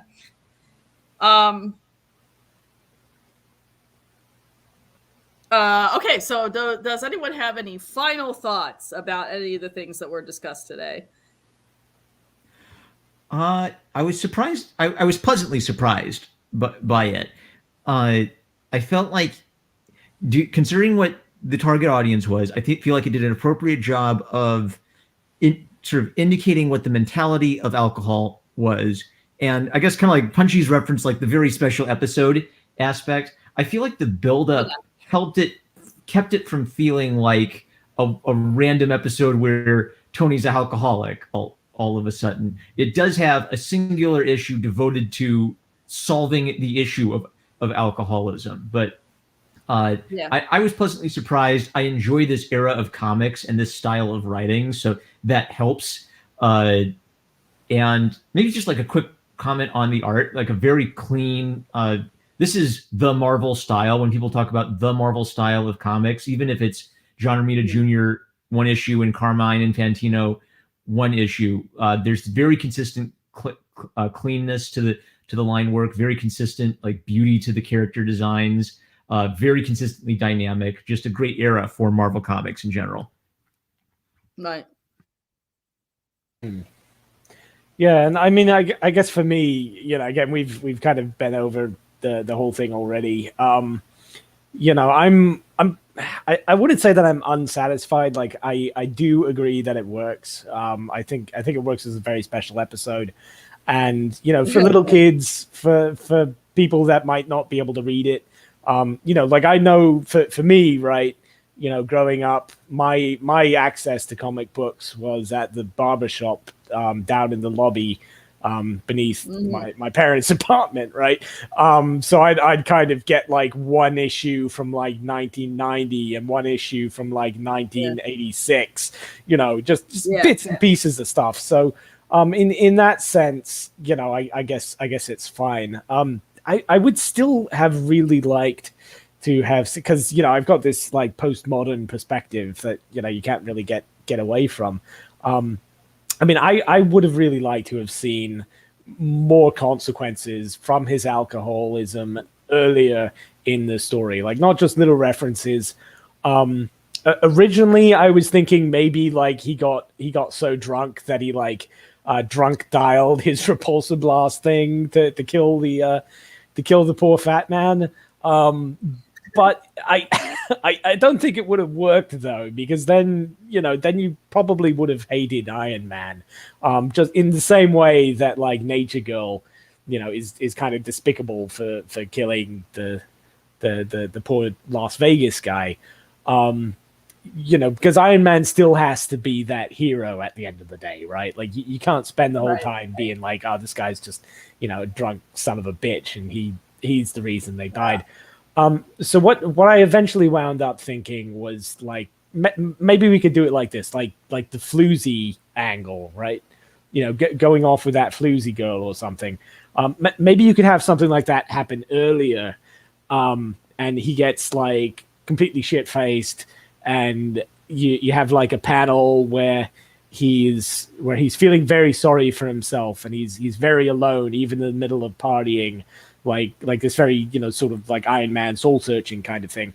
But then in the background, you see the floozy is looking really sinister and like, you know, as Iron Man's doing his whole like brooding noble hero routine as he's drunk. And then it turns out that the floozy is actually some kind of like super ninja secret agent. And while Iron Man is passed out drunk, she finds the access codes to the suit, and then that's why, like, instead of that whole computer, like Hammer having a computer that just kind of randomly figured out how to hack Iron Man's suit, like have the hacking relate more to Iron Man's partying and drinking, so he's not really responsible, but his alcohol contributed to the screw up. Something like that I think might have been better for me. Might have been too cynical for the time period. I don't know, but that's It might have been. That's probably where I would have gone with it. You are sort of anticipating. You're sort of anticipating how Denny O'Neil's run goes. Yeah, well, I've read part of it at your recommendation. So something I wish they could have done is it might have been a neat angle to have his alcoholism nearly cause him to kill the ambassador, but not quite. Like he injures the ambassador, so then he has that could work too. He wouldn't have the guilt of killing someone on him, but he would have the guilt of having nearly killed someone on him. That might actually work better, because I'd rather have an injured ambassador who's like holed up in the hospital and then Tony has to pay his hospital bills, than have a dead ambassador, even with Tony being completely scot-free. I think that would have been nicer for the kids, and it would have been more funny fat man. Yeah, more funny, and then you could bring him back later, and they could reminisce about the time Tony got shit-faced and hurt him or something, that kind of thing. So, I mean, that could work too. Like, just change it so that the consequences are less severe, but it is a direct result of Tony's negligent drinking or something. Like his reactions were too slow because he drank a bit too much, or maybe he was like in the bathroom, like getting a bit tipsy or something when the ambassador, like something kind of innocuous, but leads to very bad situations. Warzard says, do the 12 steps of Iron Man. That's actually something I plan to do in my fan work, because that was one thing that, like, Denny O'Neil, he gets into and in excruciating detail, like the negative consequences of alcoholism and how dark it can go. But the actual recovery process doesn't really get addressed as much in that same run. We have recovery in the sense of him eventually working his way up to being able to take the Iron Man mantle again, and then ultimately defeating Stain, right, in Iron Man 200. So there's a recovery in that sense, but not a whole lot in the sense of, gosh, I'm really sorry for that time I was shit-faced and neglected to do this. In the 12 steps, you're supposed to take responsibility for all the things that you dicked up while you were a drunk, right? And that could have been something that could have been covered. So in my fan work, I think that's what I'm going to be doing. An actual real 12 steps of Iron Man. Okay. Well, that sounds like a lot of fun then. Definitely check that out. Like and subscribe and hit the bell for 12 steps of Iron Man. Yeah.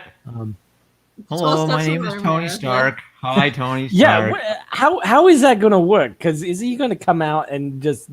Because if you've got to be honest about who you are, you're like, hello, my name's Iron Man, and I dropped a freight car and it spilled a bunch of poison gas all over. I mean, does he go in like his costume or something? Maybe you could just like show up in the Iron Man armor. And in the early 90s, there's an issue that is it's completely him at an AA meeting, and he doesn't go into the complete details of his Iron Man life, but he suggests that I endanger people, and yeah. All right. Well, yeah. I guess that's apparently that's realistic too. Around it, they don't always share everything. I mean, I don't have any addictions, thankfully, except maybe video games and going on comic book streams. But I do have a lot of experience with people with horrible addictions. So I know how it can be, and yeah, a lot of times you're supposed to share. But there's really, like, practically there's only so much you can share, even if you wanted to. So, It is what it is. So we just said, hi, my name is Tony Stark. Hi, Tony Stark. Yeah. But he can at least get in the Tony Stark identity. he can at least go into how I lost my company and all of my employees had to quit, and that really disrupted their lives, and that sort of thing. So, and then he can get into like the Iron Man side of it. I endangered people, or I wasn't there when I was supposed to be to protect people who needed protecting. He can kind of suggest it without getting into the actual details of it. Yeah. I crashed into an office building and I skipped across the river and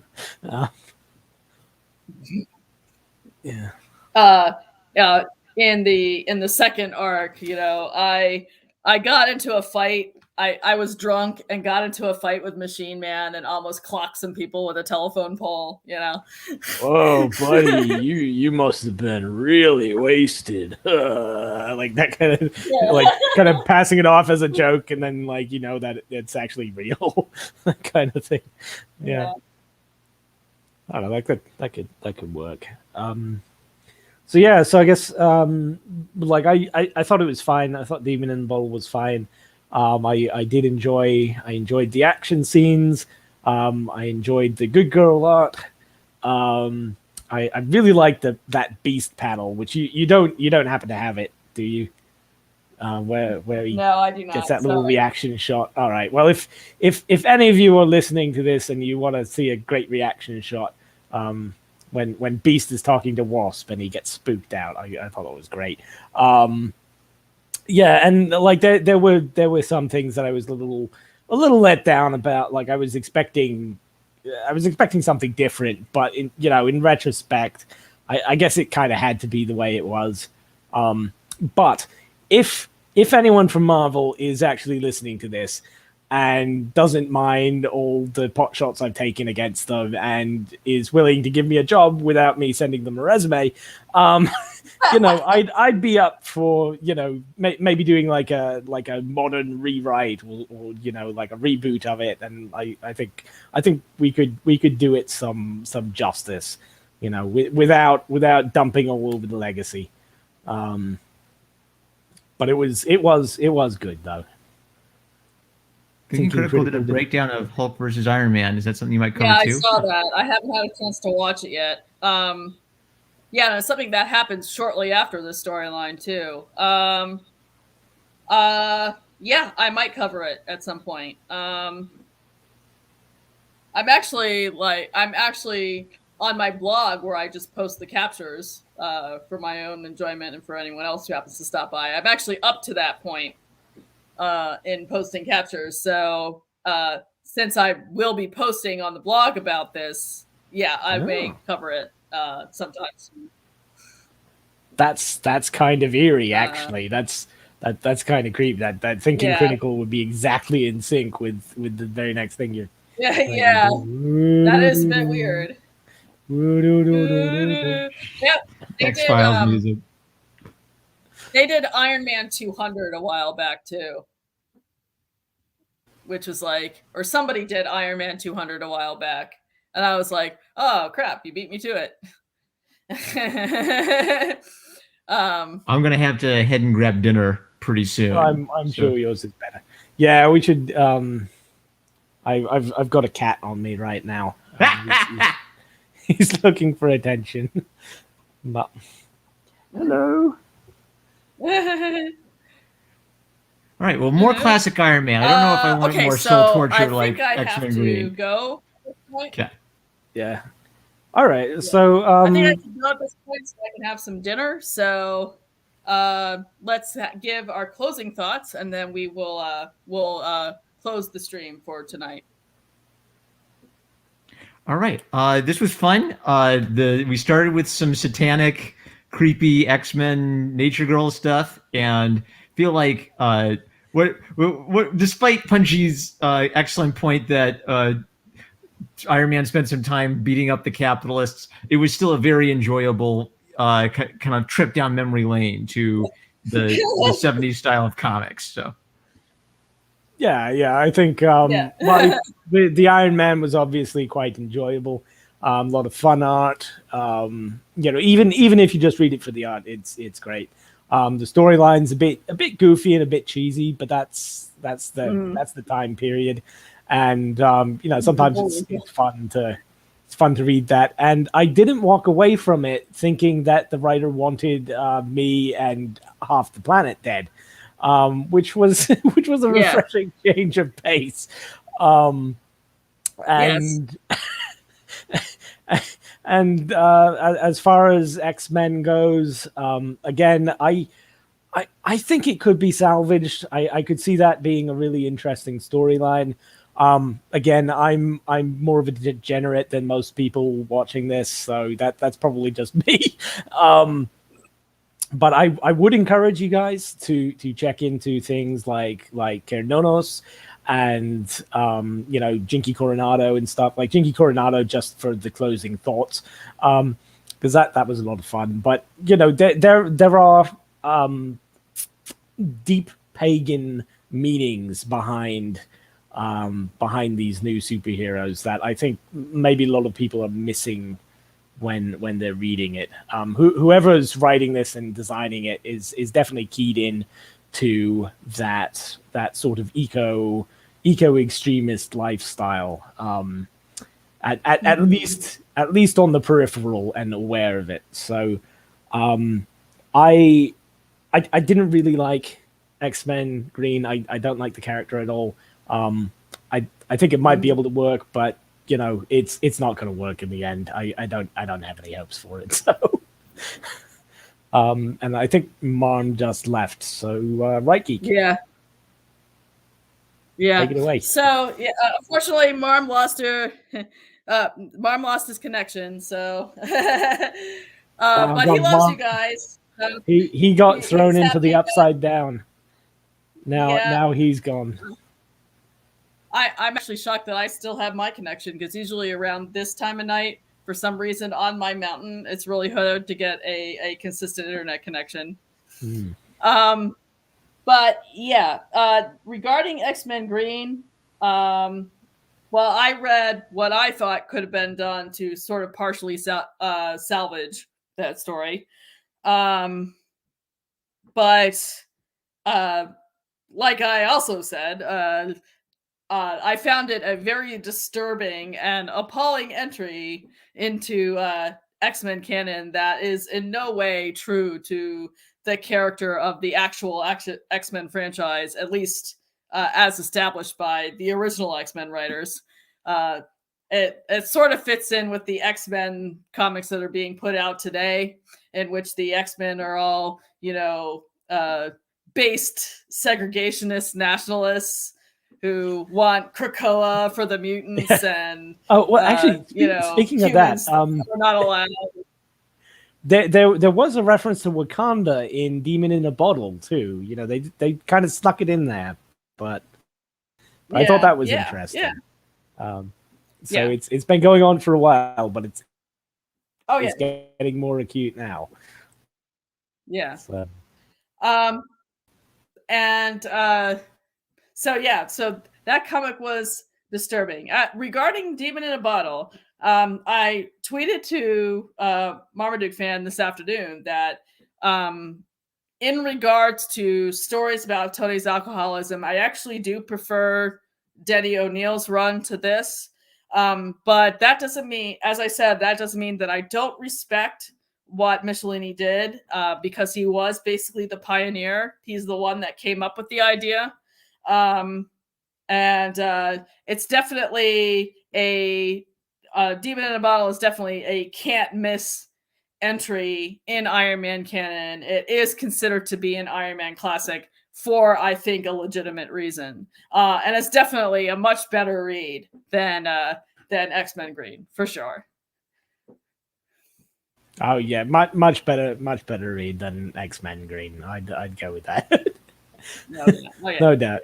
So if you want a good comic, and you haven't read Iron Man Demon in a Bottle before, give that one a try. Just be aware that it was written in 1979, so it's not going to necessarily be current year correct. But it is one storyline that I do in fact. It's not current year correct, but it is it timelessly is timeless. correct. Yes. Quite. Right. Okay, so again, thank you to everyone who actually showed up to listen to the stream live. And thank you to anyone who might decide to listen to this asynchronously at a later date. This has been The Right Geek, Punchy Gold Sonichu. Oh God, I'm number still one called Marmaduke Sonichu, fan. aren't I? I should probably change that. For our 1984 streams. Thank you very much for listening, and we will chat again.